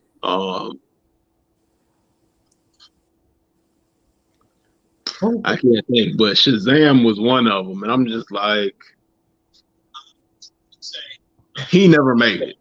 Yeah. On the subject of playing off of what King's Kicks just said, like I remember watching. I think I bought Casino because it was like $8 or something, and I heard it was good. And I watched it, and it was like 3 days long. And I was like, man, this was a pretty good movie, but I'm never watching this again.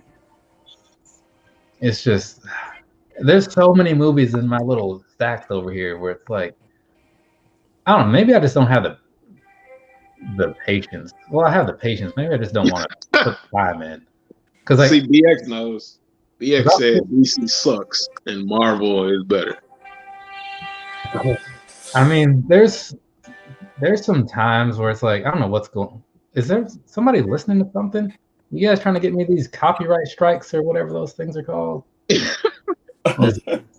Somebody serenading a woman tonight. Inside threat that's going on over here. So DC had everything locked in on the animated movies for a while. I can't for every one that they've done. But like Under the Red Hood, which was like the Batman one, that was really good. They had a good string of like Batman movies that were just phenomenal. And a lot of other good ones. But when they would do actual in-theater films, they just kind of weren't. Right. But now DC, they have like the TV scene locked down pretty good with yeah.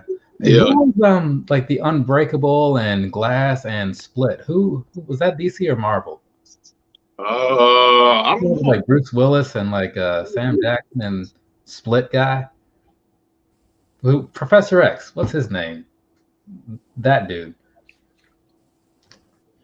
But those movies, I only saw Glass. Well, no, I take that back. I saw Unbreakable when it first came out, and I saw Glass a couple years ago when it came out. Marvel? Okay, well, that's part of Marvel. That was done pretty well. Yeah, should have known it wasn't DC. He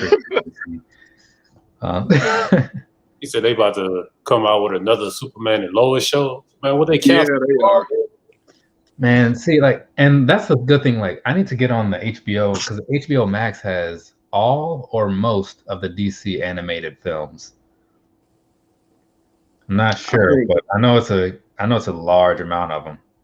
And I think what made me hate Justice League and Trajan, he gonna be mad at me for this, is the Flash character. I didn't like that guy. I didn't like that guy to save my life. Because I had watched the Flash TV series, which was really good, and I got used to Arrow. No, I'm just kidding. I mean, that's my opinion, but go on.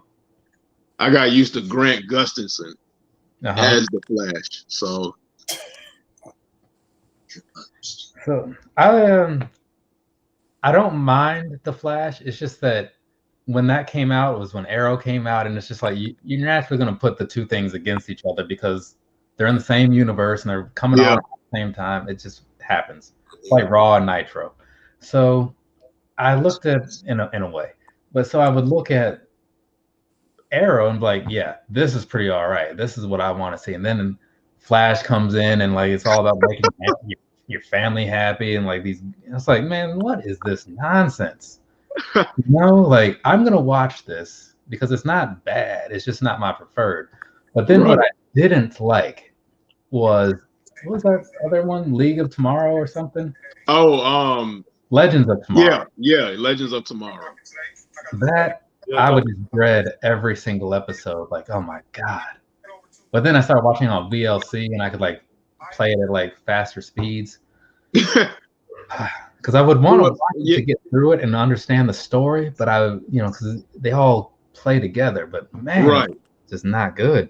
I was gonna say that's exactly what they tried to do. DC tried to do on TV what Marvel was doing in the movies because DC can't compete with Marvel movie-wise. So they were like, okay, well, we'll take over the TV scene. Because I think they did Arrow, The Flash, Legends of Tomorrow, and then Supergirl. No, they also have Batgirl, and they have Vixen. Yeah. And they have Black Electricity Man. What's his name? Oh, Black Lightning. Yes, him. They have Constantine, I think, right? I don't think they did have they done Constantine yet? Yeah. Like, yeah, oh, yeah, they have. okay. Because he was in a couple episodes, but then they brought in Luther from like HBO or something. That's weird. Yeah. Because I know they canceled Supergirl. Of course, Arrow ended. Yeah, they canceled it. Like they canceled that last year. Green Arrow ended. I think they might have canceled Black Lightning. Somebody correct me if I'm wrong, but I think they canceled Black Lightning. Nah, it's still on. Okay, so they still running with that. Yeah. So I mean that just leaves Black Lightning and The Flash and Legends of Tomorrow. I don't think that's doing so good. I don't know if they're gonna keep running with that. I feel like it was like getting a pass because it was like, hey, we're involved in the story. You can't really just throw us to the side. It's like, right. You wait. We'll write you out. but the problem is, like where they messed up is the last, like when they did that crossover series where like all the different worlds, universes crossed over with all the characters. Yeah. At the end of that like whole little epilogue, they created the original Justice League. So Supergirl was there. They had a chip for the Arrow. Yeah, I saw that. Right. So it's like you're getting rid of shows that need to be continued because you just started the Justice League, which is what everybody really wanted to see in the first place. Maybe they were, because I know one of those things was like they were going to make a spinoff after Arrow ended, kind of continuing something that started there. So maybe they were looking at starting just a Justice League show and not having, multiple shows. I don't know. I never gave Supergirl a chance because she's associated with Superman, and so by proxy or something, I said no to it. But I think that might have been why they created that Clark and Lois TV show to continue to I don't know, man. I don't think DC knows what they were doing. I think DC just is the little brother of Marvel, and they're always trying to figure something out half-assed to prove themselves up against Marvel, and it's just it doesn't work out. It doesn't work out. I will say that I heard in the actual comic world, just only looking at comics and storylines within those, that DC has done better. Yeah, maybe not in recent times, but years ago, DC was the one for a longer period of time than Marvel was. Like they were reliable with like entertaining their readers. So they have that possibly, but it just doesn't seem to be transferring to most other places. I was gonna say kids don't read anymore, so DC is failing at that. Yeah, I get it, and I mean, I want to read more comics mostly because I keep seeing them fly by in these Funkos. It makes me want to know why these characters exist. Right. You know what I mean? Like, I'll look at something and I'll see whatever going on, and I'm like, man, why is this happening? Why are all these Venomized dudes going on? Or why is Spider-Man doing that? I wonder. Right. But yeah, so I don't know, man. But anyway, for now, it's been on here a good while. Probably gonna get this wrapped up and it's 11. Start the work week. Probably go to sleep and stuff. Right. So I mean, I was gonna, because like I said, my plan was just to jump on here, talk about whatever while I watched wrestling, and now wrestling's gone off. We've had some good conversations, and we can pick up on this another time. And but tomorrow I'll probably do some editing or something maybe, and start rolling out some videos on Tuesday through the rest of the week. Y'all be ready. It's gonna be Tuesday, Wednesday, Thursday, Friday, Saturday, Sunday. Yeah, I mean, weekends ago where it was like 4 videos on Saturday, 4 on Sunday, and right. That's exactly how it's gonna come hit you guys. So yeah, but you guys that were in the chat though, thank you guys for coming by, hanging out. Just again, sometimes it's cool to just do these lives where there's no real set topic. It's just whatever people feel like talking about, because it's a lot easier. Don't have to worry about pre-planning and getting some document of shoes together or something. Just sit back and see what's going on. Right. And usually I have an open door policy, as you may have seen when that one random person jumped in for whatever reason. That was awkward, but that's my fault for letting them in, I guess. So yeah, can't complain. It just gives me something to talk about. But you guys, I'll let you go ahead, hit your little outros. We'll start with you. What the sneakers? Yeah, I already know. What the sneakers? What the underscore sneakers? And like I said, appreciate Sue's Sleeves Downs having me on, man. It's always good chatting with the homies and stuff, man. Y'all make sure y'all sub up to everybody though.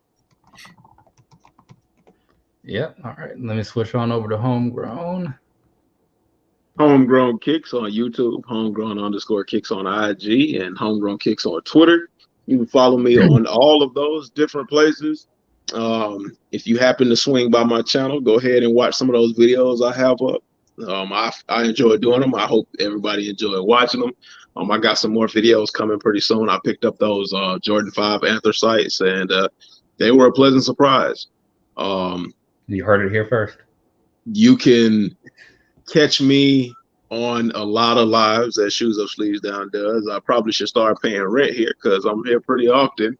But it's always a good time, and I'm pretty sure if you're here or if you've ever seen any of the lives, you've had a good time as well. Otherwise, y'all wouldn't come back the way y'all do, and we greatly appreciate y'all for coming back. So until next time, I will catch y'all later. All right.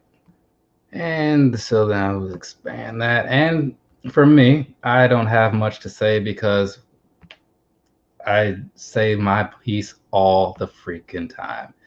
I said it 6 times earlier today on the videos that I recorded that you will maybe watch later this week. We'll see what happens. But for now, from me to you, have a nice rest of your day or rest of your night, whatever it is, wherever you are. And again, we'll be back eventually. I don't know. We need to do an action figure thing again sometime soon. So maybe we'll do that. But we'll figure it out. And you guys will be the first to know, assuming you have notifications on or you follow me or him on the gram. But for now, later, people. Peace. Yo.